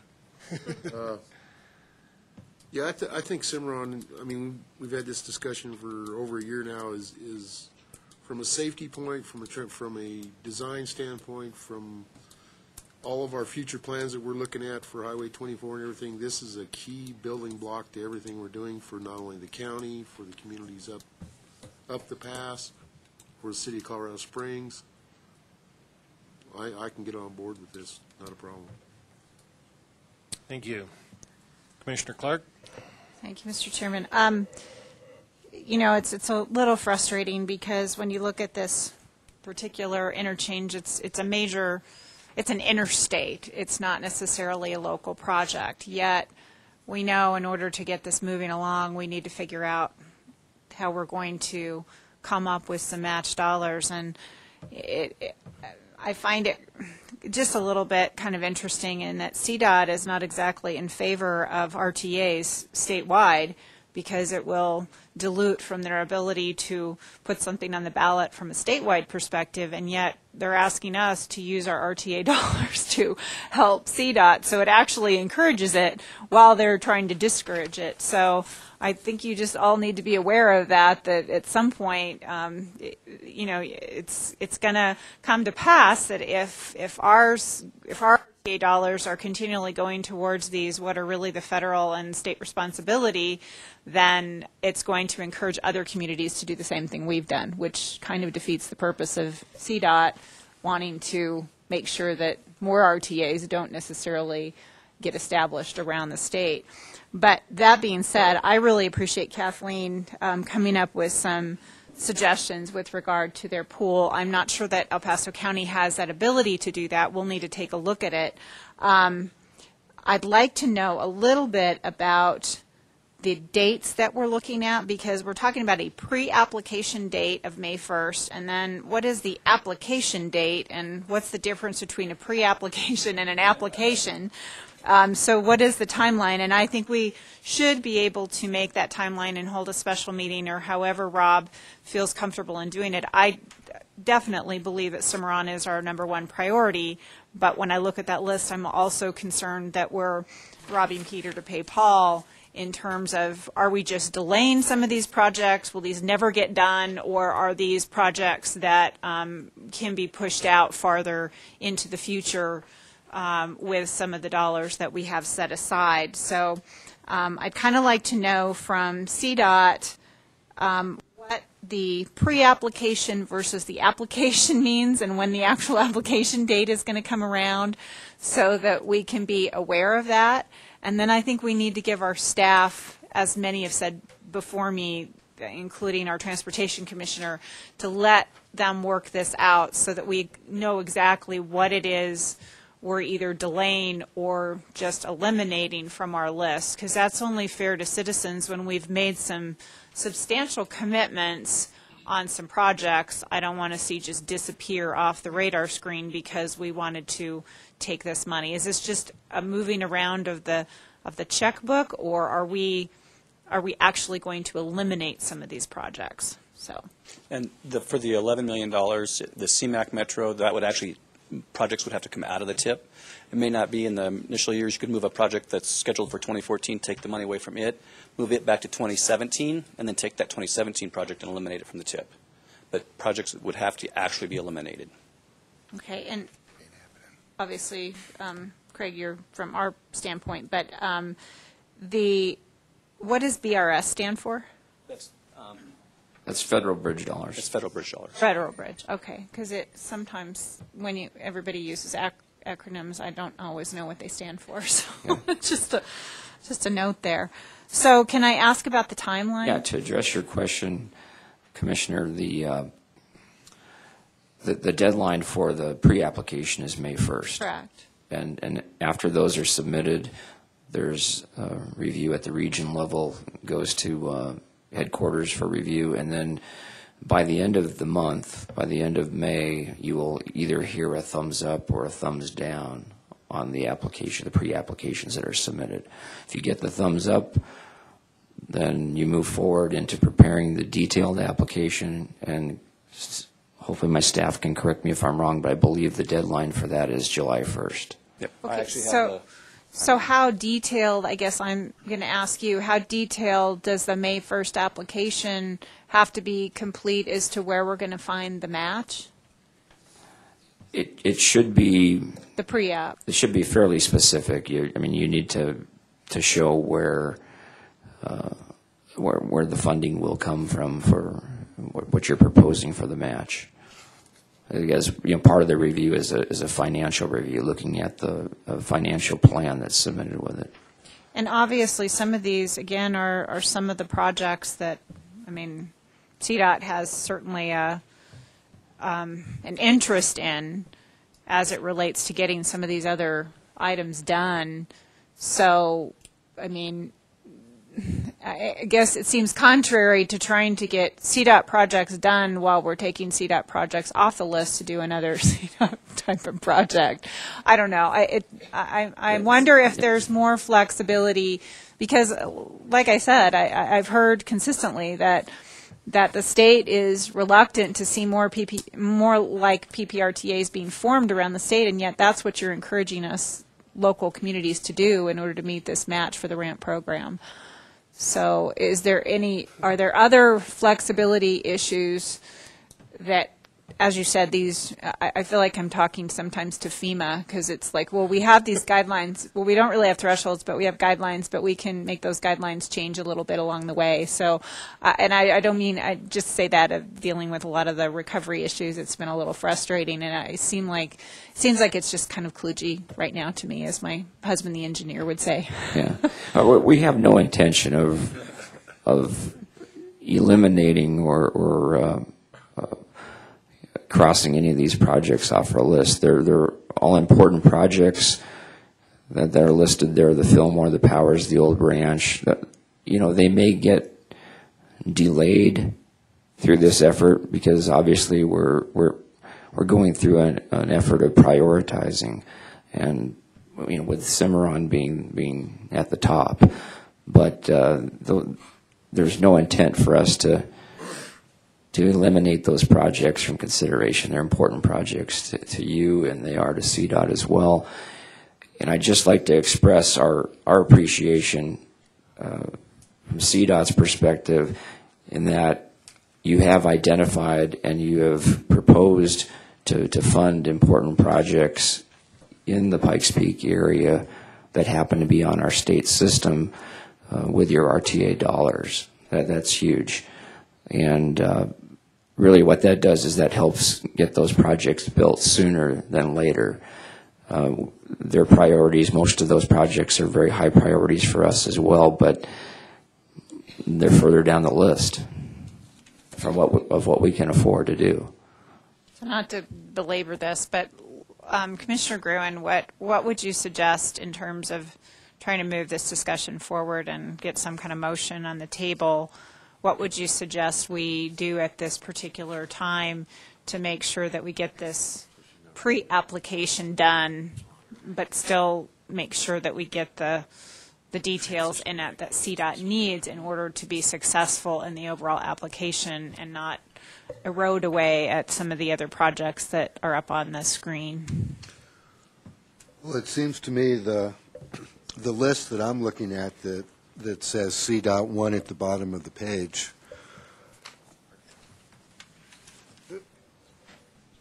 incorporates the notion that the ramp application will include a lot of the projects that are being, you're basically creating a couple of accounts. You're taking things from a lot of these projects and throwing them into, taking them out of the STIP and trying to fund them through ramp. So that's a proposal that I think has great merit. And I don't know what you think about that, Tom, but that's sort of what Mark came up with. I think that sort of approach, Commissioner Clark, sort of addresses the issue that you bring up. How do you expect us to capitalize on our PPRTA, and then you don't want PPRTAs all over the state? So I think this sort of model allows us to walk that fence. I think the city's effort and Kathleen's effort to see whether PPRTA will come up with cash is huge. And I think the difference, frankly, at this point between $5 and $6 million cash isn't real significant. If we can say we can only come up with $5 million, and it still hurts us to do that, that leaves a big message. So to answer your question, I think if the board is comfortable with this model and would authorize Rob and the CDOT and PPACG staff and the city and whoever else is involved to refine that and move forward with the pre-application, I think that is hopefully a recipe for success and a recipe where everyone achieves their objectives around this table. Tom, do you see things differently? No, I agree, Les. Councilmember Williams.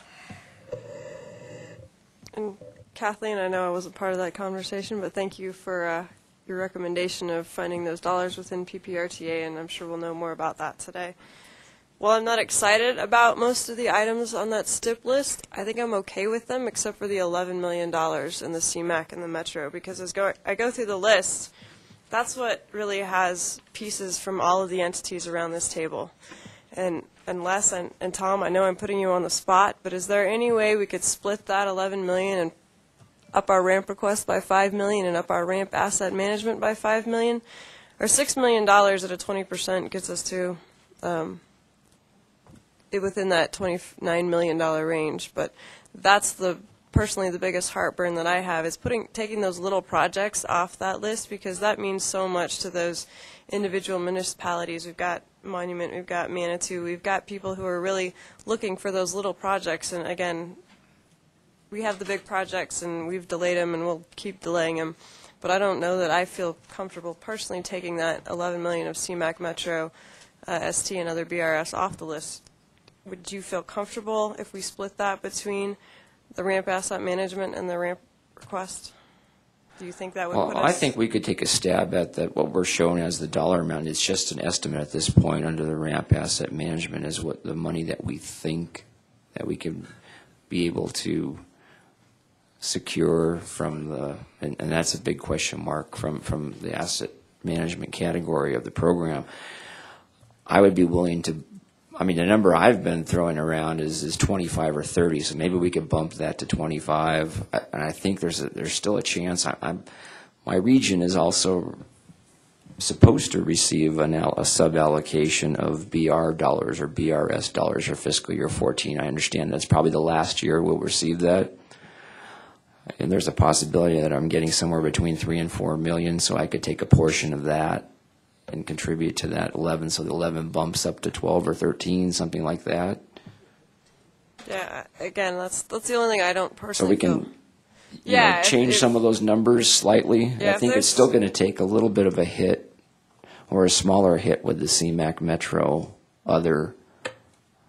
But I think we can reduce that. Yeah, if we could do that, that's personally what I would be looking for, because again, it's going to benefit everybody, and unless Kathleen adamantly opposes, I think that getting those projects done for the other member entities will make this feel less painful all the way around.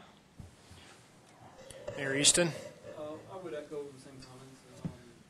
I think there's not only some monetary pledges, there's some promises for a lot of these projects. And Sally alluded to that as well.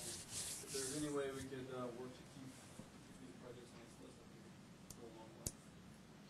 Not making any commitments here, but piggybacking on something Commissioner Clark said, the county has a little less flexibility on some of their money, but we'll be happy to take a look at what we might be able to do and at least give county engineer the opportunity to give us the same speech that we heard from Kathleen about if you take this, this is what won't happen. So we can get back with folks on where that ends up. Rob? Trying to clarify direction.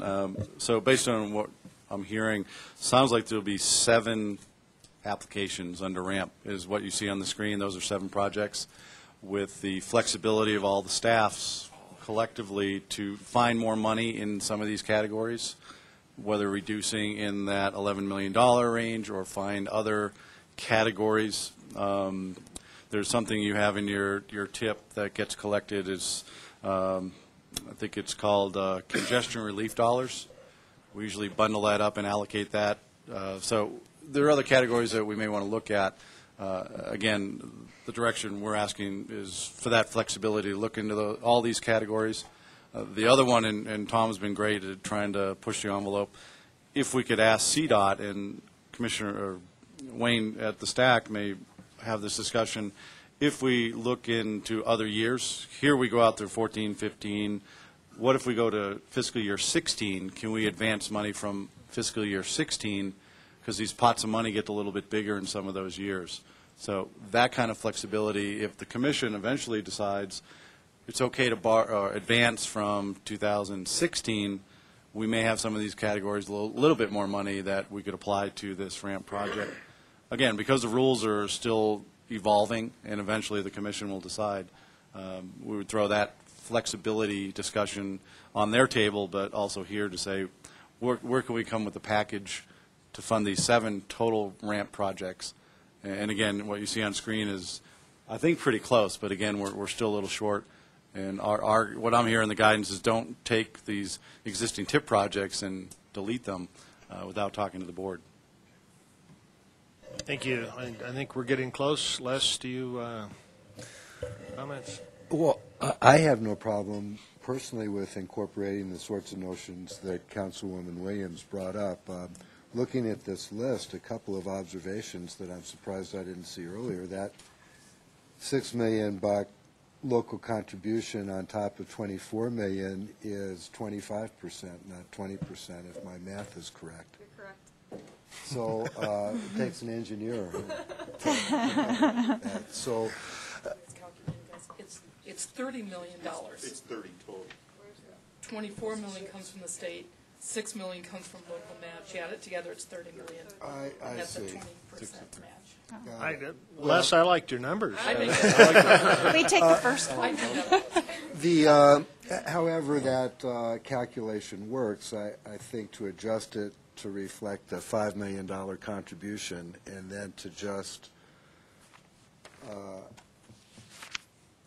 put some of the rest of that money under the asset management, assume that's coming out of asset management, might make some sense, and then to address the CMAQ issues and the Metro dollars that Councilwoman Williams brought up certainly makes some sense. I think it's important to probably backfill this pre-application with these other projects as a ramp request as you move forward. So that's what I was suggesting earlier is, Mr. Chairman, if you can get board approval for this proposal in concept and for staffs to work out the details, I think you will have made tremendous progress. And I think this is, especially since Kathleen in the city seems to have found a mechanism to find real dollars, that's going to be big. And it's going to give me the ammunition to argue pretty effectively and strongly with my colleagues.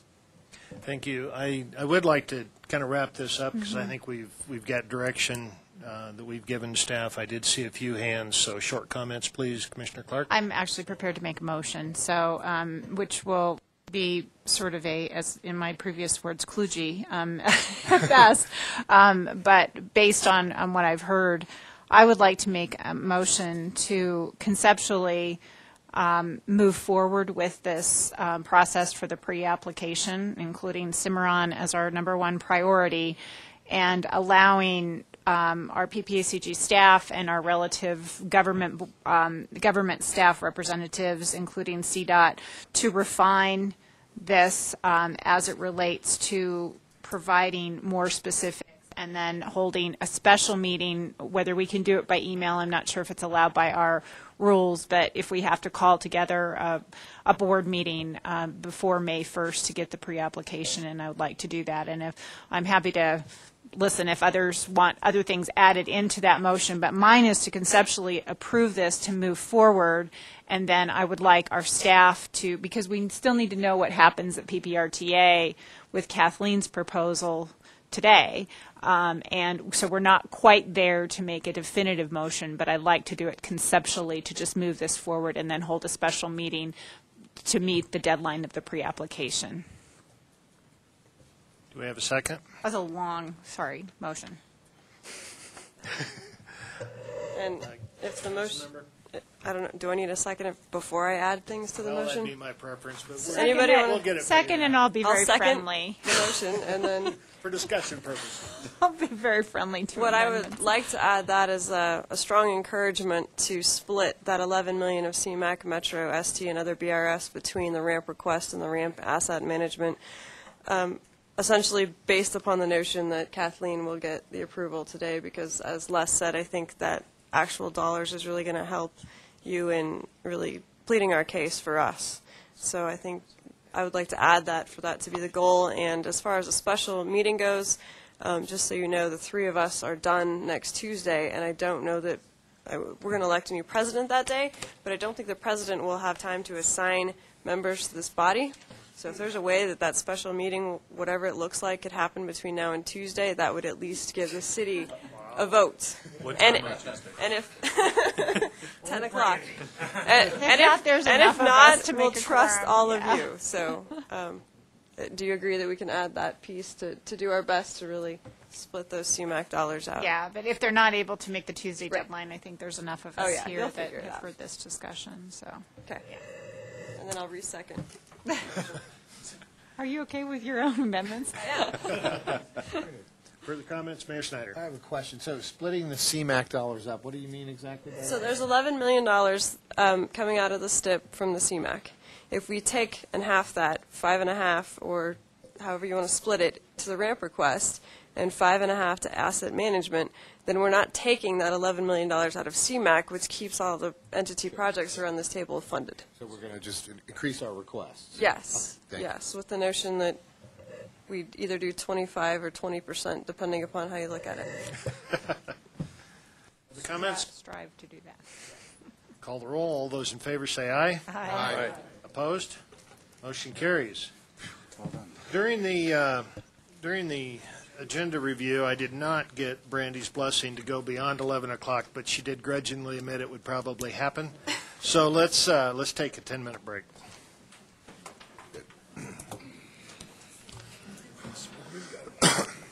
So, what? What do I have to do? call the meeting back to order. Item 6D. Federal Year 2013-18 Transportation Improvement Program Amendment 4. Brian Fatuli. Thank you. Good morning. Brian Vituli with PPACG's Transportation Program. We're asking for your approval of TIP Amendment 4 to the 2013 to 2018 Transportation Improvement Program. And I'd like to confirm and modify this. Received a request from Region 2 CDOT staff on Friday to remove item 3, that's the $5 million bridge on system funds for the I-25 Fillmore interchange. Is that still the direction we're headed? That $5 million is on hold right now. Okay. With the thought that it will likely be needed to fund Cimarron. Sure. Okay. All right. So we'll just be addressing items 1 and 2. Item 1 is to add $500,000 of regional priorities funds to the Colorado Avenue study. This will allow additional open houses and team meetings to occur. Also do conceptual design and NEPA environmental investigations. And that's the National Environmental Policy Act is what NEPA stands for. Item 2 is to add $666,000 of regional priorities funds to the Powers Boulevard Corridor project. This will complete design of a new bridge over Powers at Old Ranch Road. This was a reallocation of funds from within the corridor, I think through project savings. So they're just applying it to this segment of Powers. So the intent CDOT wants to do is to add this $666,000 now to complete design and then do a design bid build RFP later this year in October of 2013. So they wanted to get this money into the TIP now. Details for these two items can be seen in attachments 1 and 2. The TIP table, as we're proposing, can be seen in attachment 3, and just refer to page 1 of attachment 3. That's the Colorado Avenue project and the Powers Boulevard project. The remaining pages apply to Fillmore, and we're not considering that today. Both the TAC and the CAC and staff recommend approval of this amendment. Are there any questions? Questions of Brian? Do we have a motion? Second. All those in favor say aye. Aye. Opposed? Motion carries. Thank you. 6E, map 21, 5310 designated recipient. Brian, you're up again. Thank you.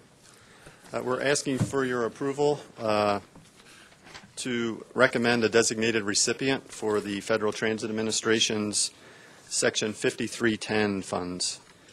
The new MAP 21 legislation resulted in changes, namely 5310 funds, which are being called Enhanced Mobility of Seniors and Individuals with Disabilities. This new requirement makes us have to contact the state governor and designate a recipient for these funds and for the MPOs to start this process. And we've been doing this over the last several months. We briefed you several months ago. We've met with all the committees, and we got unanimous approval from all the committees, the TAC, the CCOST, and CAC, as well as staff recommends this. We met with, PPACG staff met with Mountain Metropolitan Transit staff on March 7th to discuss this item. We came to the agreement that Mountain Metro Transit would be the designated recipient, but that PPACG would conduct the application and project selection process. And over the coming months, what we need to do, we'll work with Mountain Metro Transit staff to develop a program management plan that will highlight the details of who's on the selection committee, how the scoring will be done, how the selection process will be done. It will likely go through, well, it will go through all of the committees for approval or recommendation, come to the board for approval, and then Mountain Metro Transit, the director of Mountain Metro Transit would provide his concurrence for the project selection. So the PMP is something that we'll start to develop in the coming months. And once you take action on this today, the MPO staff will write a letter to the governor designating Mountain Metro Transit as the designated recipient. Are there any questions? Yes. At the very end of the process, you said the Mountain Metro director will indicate their concurrence. If they do not, what happens? It will be returned back to the process. We could address those issues, return it back to the committees. I see something happening very similar to what happened with the JARC New Freedoms process, where there were conversations about which projects would be funded and which ones wouldn't. The process was returned back to the committees. Mountain Metro Transit re-looked at the issues, had discussions with the applicants, and then came back with a final product that the board approved. So I think the concurrence gives Mountain Metro Transit a way to sign off on the projects and give their agreement. But we feel that with a detailed program management plan and the involvement of all the committees and the board, that this process should go along pretty smoothly. Okay. So Craig Blewett coming to the front. Was that for this item or?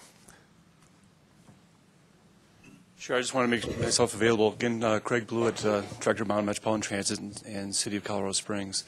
I think we need to decide the wording, I think, in that program management plan that Brian spoke about. But the concurrence thing that I think we discussed was that it would be concurrence that the process was followed. So as we lay out the process in the program management plan, as Brian said, the project selection process would be done through PPACG. The board would make the decision on how it's allocated, and then I would be in the position of concurring that the process was followed. Thank you. Commissioner Steen. Comment here, that's probably about consideration what the director might not consider, but it would be helpful to have someone from the Mountain Metro Transit staff serve along with our staff in evaluating projects and perhaps improve the chances that the concurrence would be there. Yeah, that's a very good point. That's what we were thinking, that the evaluation committee would most likely be made up of staff from PPACG, Mountain Metro Transit, other nonprofits, and then we did have a discussion at TAC. A question was raised of if PPACG submits for funding through this program or Mountain Metro Transit, how would the selection committee be composed? And it's a valid point. We'd need to consider that, but we could excuse ourselves from the selection committee when voting on funding our own projects, or at least just stand back as an observer. I mean, there's ways around that, I think, that we could address. Thank you. Yeah. Other questions? Do we have a motion? Motion to approve. A second. All those in favor say aye. Aye. Opposed? Motion carries. Thank Thanks, you. Brian. Thank you. Item F, CCOST bylaws revision. Guy Dutra-Severa. Or not. Gail, welcome back. Thank you. I'm substituting. So we are recommending that you approve the change to the bylaws for CCOST. It's now going to have hopefully a new name called the Mobility Coordinating Committee. There are a few changes we'd like to recommend is that instead of transportation, as you'll see in Section 2, we'd like to change that to transit in recognition of someone that these terms have specific demographics or populations that they serve, so we'd like to change that to transit.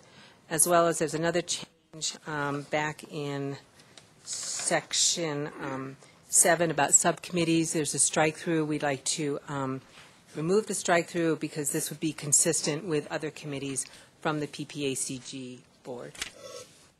Any questions? Well, yes. Just one. In the definition of mobility, the ability to move or be moved freely and easily, I wonder if it might be to clarify that freely does not mean move without cost. Is that the intention, to move that movement should be done without financial cost? No. No, good. Good. So I would suggest then that the definition be the ability to move or be moved easily and without limitation. Great. I think that's noted. Anything else? Do we have a motion? Second. All those in favor say aye. Aye. Motion carries. Thank you. Thank you. 7A, Fort Carson Regional Growth Plan Update and Draft Transition Report. Kate Hatton. Good morning. Just checking. Kate Hatton, Military Impact Planning Program Manager for the Pikes Peak Area Council of Governments. I'm here today because we're winding down the OEA grant, and so we have draft transition reports that talk through basically where we've been with the growth plan, where we are now, and what the future looks like, what that transition is. So those reports are now available, and I'll kind of just highlight a couple of the things that we've been working on and continue to work on and where we're headed. So one of the main things that we do is regional communication and coordination. We do that through the Colorado Defense Mission Coalition, or CDMC, which is the steering team. That group has met many times over the years, and we'll continue to meet through June of this year through the grant process as we finalize these reports. We also do an e-newsletter where you'll see one more of those that you'll get, and then we have, and you can see the signs up there for the May 30th town hall that we will do. That will be an opportunity to hear from Fort Carson and from our chair, Commissioner Heisey, on what we've done with the plan. And so those are kind of the key events and activities coming up around that. We continue to do data analysis, looking at the Fort Carson demographic model, what the projections look like in terms of those deployment cycles that are still taking place, what the numbers look like in terms of schools and children, and what things will look like in the future. We also did analysis around, one of the things that we did was we looked at veterans in the region and pre-BRAC projections and post-BRAC projections and how those changed, so that before all of the growth at Fort Carson and the other installations here, the VA was actually projecting a decrease in veterans in this region, and now we're showing an increase. So those are some of the fun facts that you'll learn if you read the report, as well as some of the impacts that might happen with the Army Force Structure 2020 plans, whether that's an increase or a decrease in folks at Fort Carson, and trying to just kind of do that analysis. And we'll hopefully be able to continue to do some of that analysis moving forward, but that's some of the information that's in those reports as we continue to look at what the impacts of Fort Carson growth are and changes in the region and what those may look like in the future. The report also talks about implementation efforts and the $196 million or so in infrastructure projects, primarily transportation and some education projects in particular, that have been completed in this region to support Fort Carson growth. And that is, again, a lot of accomplishment around that, a lot of regional support and legislative support around veterans and family members and supporting employment opportunities and just support for families and the stresses that families of deployed soldiers face. And the things that have come up in this community, like the Veteran Trauma Court and other issues. We've also, as we talk about implementation and transition, one of the things that we wanted to do is this military community partnering thing is a good thing. It provides a lot of good communication and regional cooperation around military installations, not just Fort Carson, but we've expanded that to include the other installations as well, too. And some of the transitioning that's going on is on sustainability, the Peak Alliance for a Sustainable Future, I'll get it out eventually, is one of the ongoing transition efforts, so that will be a regional community effort that will be a component funded. Pikes Peak Community Foundation. So that is an effort to keep that moving forward. Again, the growth plan had a specific role, and that role is being completed, but there are certain things in the community and regional support they wanted to continue. Another key component was the Peak Military Care Network and support around service members, veterans, and family members. Again, beyond just Fort Carson, and very broad-based coalition and collaboration between military installations, the VA, and community-based providers to make sure that the community is aligned with what the military installations and the VA need, and that we're all working together to less duplication of effort, less fragmentation, and more coordinated effort in leveraging resources and making sure that the needs of our community are met. That is continuing to go on, and we will move that forward with the funding through the Robert Wood Johnson Foundation. We've partnered with the National Homeland Defense Foundation so that we don't create a new nonprofit. We didn't want to hypocrite ourselves and do that so that, again, part is what we're about, so making sure that we move that forward in a kind of reasoned way. Some of the key recommendations, again, the growth plan was intended to, meet a specific need, and we're finishing up that OEA grant, but we wanted to make sure that that military community partnering continues. So one of the issues is, again, the CDMC has been that steering team and that broad-based coalition of folks. That will end in June as the funding for the OEA grant ends. However, we want to hedge our bets a little bit and give the PPACG board an opportunity to reconvene that and work with the MAC and the DMTF at the Regional Business Alliance to reconvene that if needed, depending on what decisions are made in the future as federal budgets and defense budgets are in flux, shall we say. The other recommendation in there in terms of maintaining and sustaining military community partnering that we've recommended is that the PPACG board consider amending its bylaws to include non-voting members from the military installations to serve on the board. We've always talked about not just Fort Carson, but the other military installations as cities in our region, like cities, the garrison commander being like a city manager.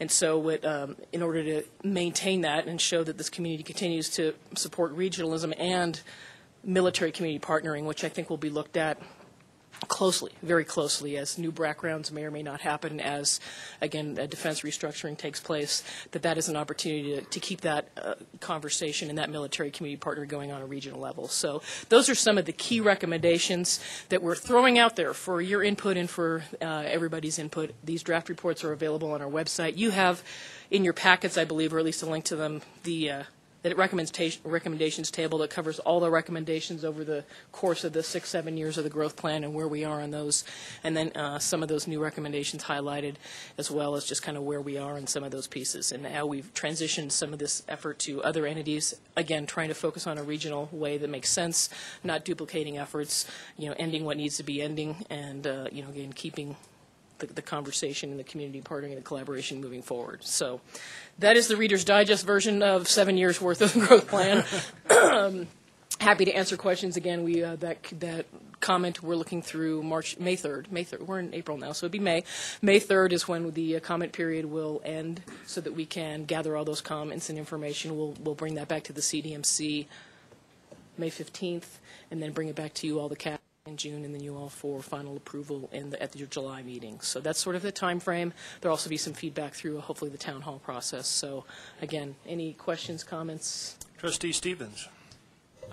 Yes, you mentioned that a suggestion might be to revise the PPACG bylaws to accommodate the participation by the military installations. I do believe, without having looked at them briefly, that we already have those provisions in the bylaws, and it's simply extending either an invitation or assigning those categories of seats to the military installations. And if I recall correctly, our concern was we probably wouldn't be able to get the participation that we're looking for, and there would end up being a rotation of staff level folks that we probably would not be able to maintain. And so if there's a way to bridge that gap and have active, meaningful, continuing, and relationship-building participation by these installations, I, for one, would love to see that, and I think it would be really important to have on this board. But I think that the history with the regular turnover and built-in that's on those installations is that we may get the right person at the table once and then never see that individual again, and then we'll have to reconnect with that installation in a different manner, whether it's a lower level. So I don't know how to best bridge that gap. And Rob, you may know off the top of your head, but I think we have provisions and categories of board members that those can fall into, and that we don't need a revision to the bylaws, simply saying, yeah, let's make this happen, and let's get the appropriate person seated at the table, and let's making that meaningful and a commitment. But I think it needs to be two directions. It needs to be our willingness to say, yes, we want someone here, but they also need to say, yes, we are willing to commit to being here 12 months, or whatever the right number is, a significant amount of time and actively participating. Otherwise, it's meaningless.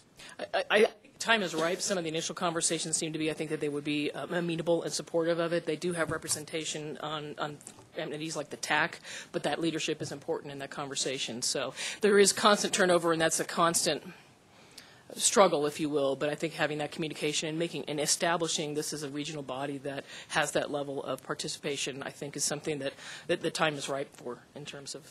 And this also brings up another thought. Is the relationship, and this is really probably more appropriate at the RTA level, but the relationship that Colorado Springs now has with the strong mayor form of government and that transition, does that require a conversation about governance and how that relationship works? And it's not necessarily our purview as a board to decide how that relationship works, but it may raise that similar kind of question. How do we get that active participation, that representation? How do we carry forth the forum that we've established here for great, effective regional communication amongst government entities of all sizes, shapes, forms, and carry that into less traditionally seated government entities, such as federal government, military installation? Rob, did you have a comment on that? Yeah, and I think for your bylaws, we'll take a look to see if the language is in there close enough, but we may ask the board for a policy statement on whether you all agree that covers it, or do we have to actually do a change in the bylaws. I think Kate brought it up, and it's right on the money, is we're talking to the installations now about can we get that commitment, because they rotate out every 2 or 3 years or sometimes shorter. We've done a good job with the committee, so the technical staff at our committees has been there. We just want to get to that next level up. And also adding to that is the changes through the Colorado Springs Regional Business Alliance as they decide what to do with their MAC or Military Affairs Council. They may be addressing it differently as well. On your board now you have representation from that body, but if that changes, we may have to modify that. So we'll again, we have the comments coming in. Your final action on this is in July, but we'll bring back a statement of what we find. We'll do the research between now and your next board meeting in May. Thank you. Commissioner Clark? Well, and along that same line, I remember, for years we had really good participation from the Chamber and from the MAC, and we had various former generals, retired generals serving on this PPACG board that were here on a regular basis, and then somehow it just started waning, and now we really haven't had that representation. So I think that the discussion needs to be, do we need to just have a formal seat from some of the military installations here for them to get together and provide somebody to be consistently at our meetings. The other thing I wanted to bring up, and Commissioner Heisey and I were discussing this the other day, is that Fort Carson did the community covenant with the municipalities and left the county out the last time around. And so what I'd like to see actually is this particular regional board do a community covenant that includes all of our partners, so that, and I think that maybe work in all of the military installations somehow into that covenant, to where we do a signing ceremony with all of us regionally, as well as the Air Force and Army and our various 5 installations here. I think that makes sense, because then it gives us a better connection and they know actually who we are. It was just kind of odd. The county's always been included in that. In fact, Fort Carson, really, not to say anything against the city, but it's not in the city limits. It's in El Paso County unincorporated, and yet we weren't part of that. So I think that we as PPACG should do a better job reaching out, and I think this brings up an excellent point. I also wanted to ask about the town hall, and I noticed that we're holding it at a hotel. Are they providing that gratis, or because the last time we did it, last year, it was at our Centennial Hall, and I just wondered why there was a change in holding it at a hotel versus at a public building where we have the ability to actually record it and then live stream it. Well, a couple issues. Mostly it was around logistics, particularly when we do the informal reception afterwards. Frankly, that was complicated. And particularly having electric outlets to do warm things and another coffee, it became complicated. So the venue was great and appreciate the opportunity to do it there, but there was just more space. We were going to have the Peak Military Care Network agencies are going to have booths at the table. Okay. There was more space, more availability, and more flexibility in terms of the location and the logistics. And I just wanted to make sure that we weren't spending a lot of money. We have budget to for do this that. through our OEA grant and Robert Wood Johnson funds as well too. Okay. So that won't be an issue this time around. If we were to do something in the future, PPACG, we wouldn't have that funding, and we might want to consider something like that in the future. But at this point, we have the budget for it. So. Okay, great, thanks. And then I think we should pursue the other item because it very, very important. Thank you. Other questions for Kate? Kate, appreciate all your work and dedication on this through the years. Thank you. And you're still involved.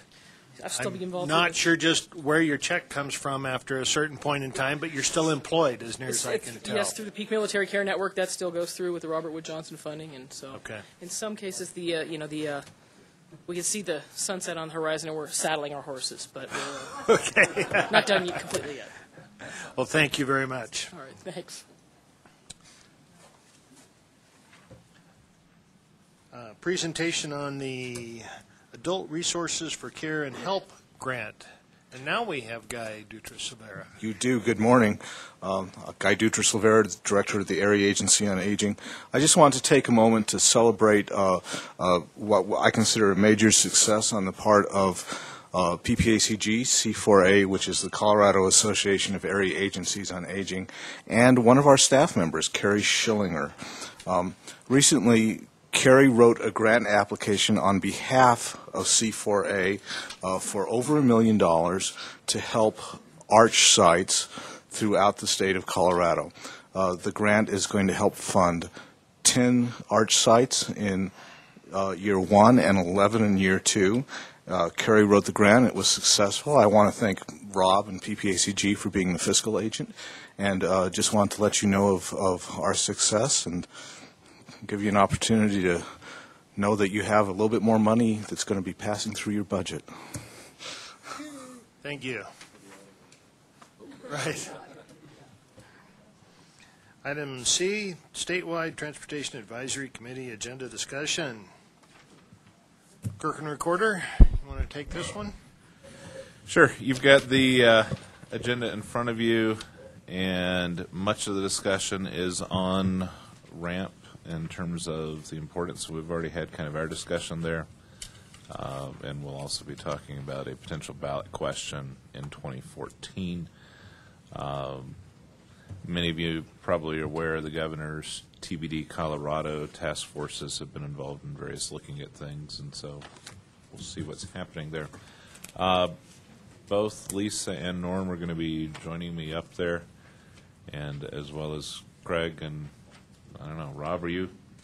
We're going to have 4 people there who can vote one vote, or just? Don't give us more than one vote. As chair, you can just.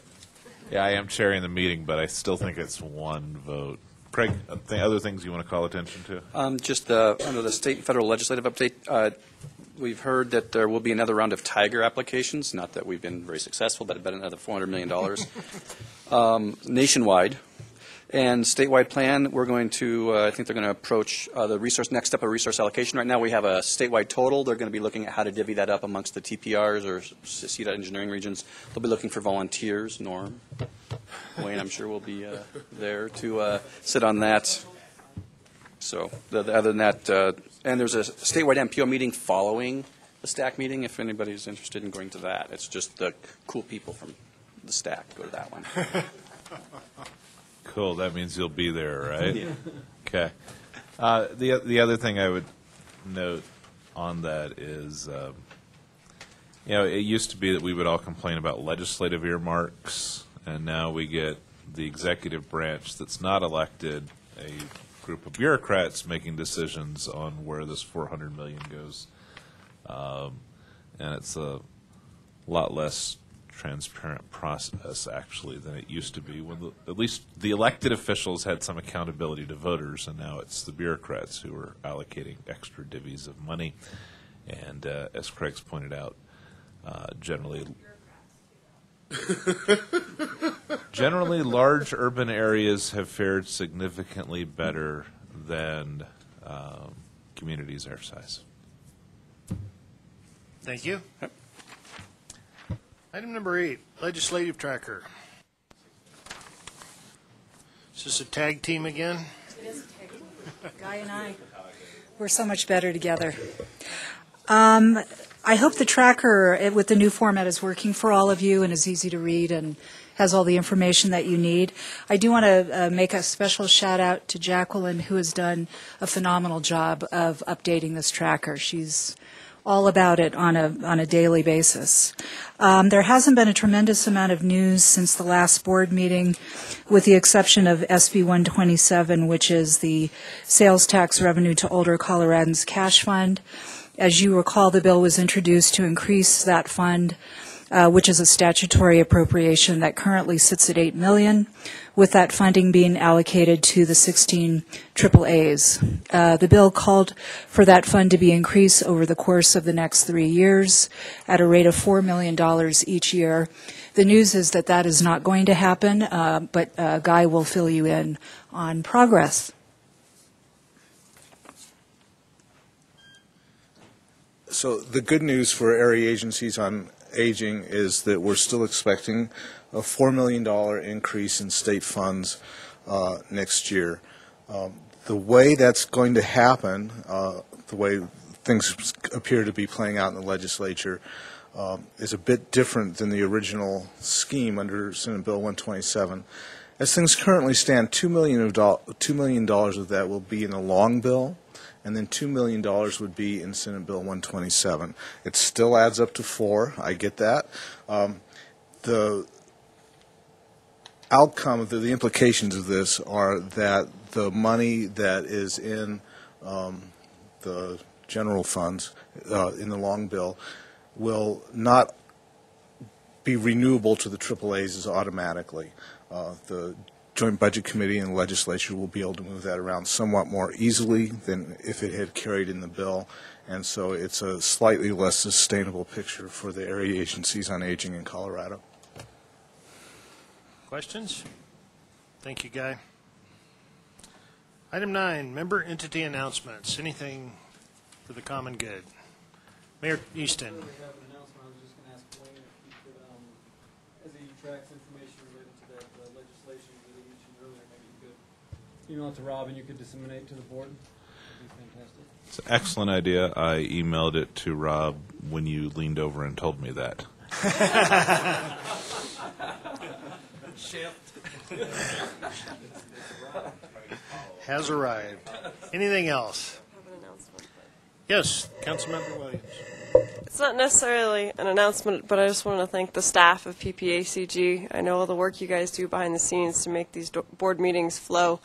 Yes, they generally take about 3 hours, but there's a lot of stuff we do here once a month for 3 counties throughout the state. So I just want to say thank you, Rob, and thank you everybody that does all the work behind the scenes to make this one of the easier boards that I sit on. So thank you. Thank you. Meeting schedule, it's in your packet? Yes, Commissioner Clark, I missed that. I won't let that get around in our That's circle. been kind of a history, if I remember right. I just wanted to mention, I might have mentioned this at the last meeting, but I am running for second vice president of our National Counties Association, which is called NACO. And through that, I'm running for second vice president, which would automatically move up into the presidency in 2015, which is when the transportation bill comes back up for reauthorization. So pretty important that Colorado could essentially have first time anyone who served at that level for NACO. So if you'd like to know how to help, you can certainly see me later, and I'll give you some thoughts on that. So, but it's the election actually takes place at the summer conference in Tarrant County, Texas, which is Fort Worth. And I know all of my fellow commissioners around the table have certainly been helpful, but those of you that are maybe from cities and towns can also assist as well. Thank you. It'll be in July of this year. So we have Western Interstate Region coming up here in Coconino County, and that's in Flagstaff. And then the next big thing will be the summer conference.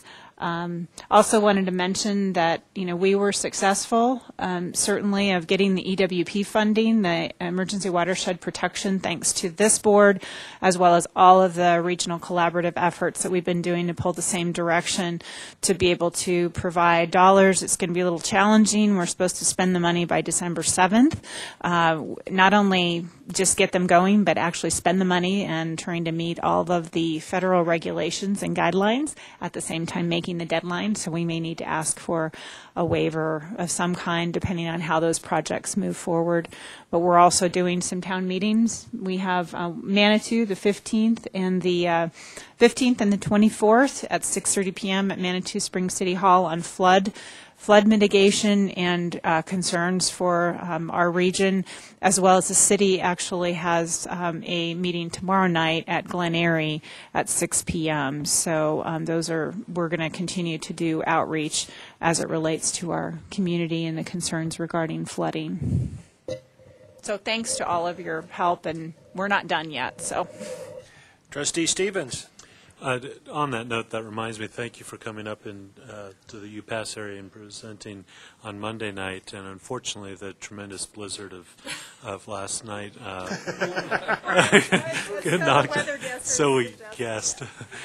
knocked us out last night. But one thought on that, and particularly for the two of you, is a way for the Teller County residents to be tuned into some of the anticipation that's coming.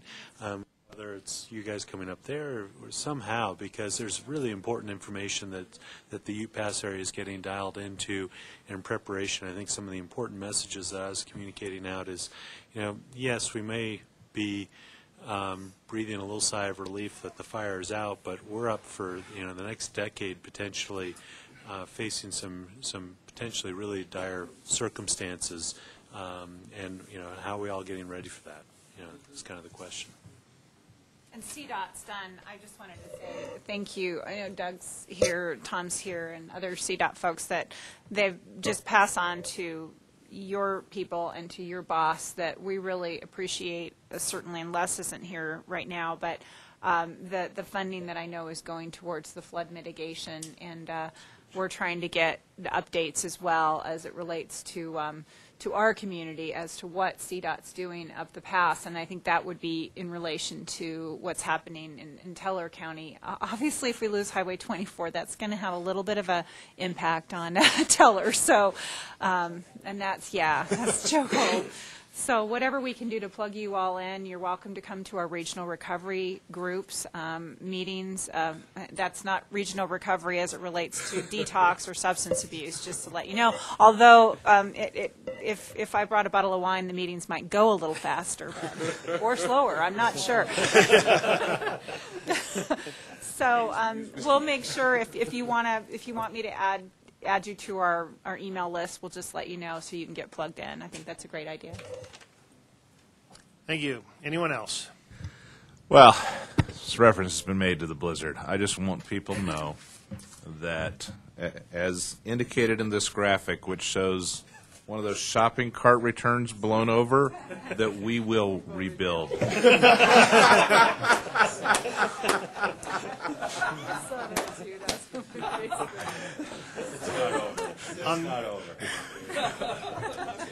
Commissioner Steen. Yeah, May 2nd has been designated as a National Day of Prayer. Whether or not you're a person of faith or not, you should recognize that people around the country are praying for their government leaders, for businesses, and keep that date in your calendar. If you were asked to attend or to, in fact, pray at one of these events, please give it consideration. Thank you. Trustee Stevens.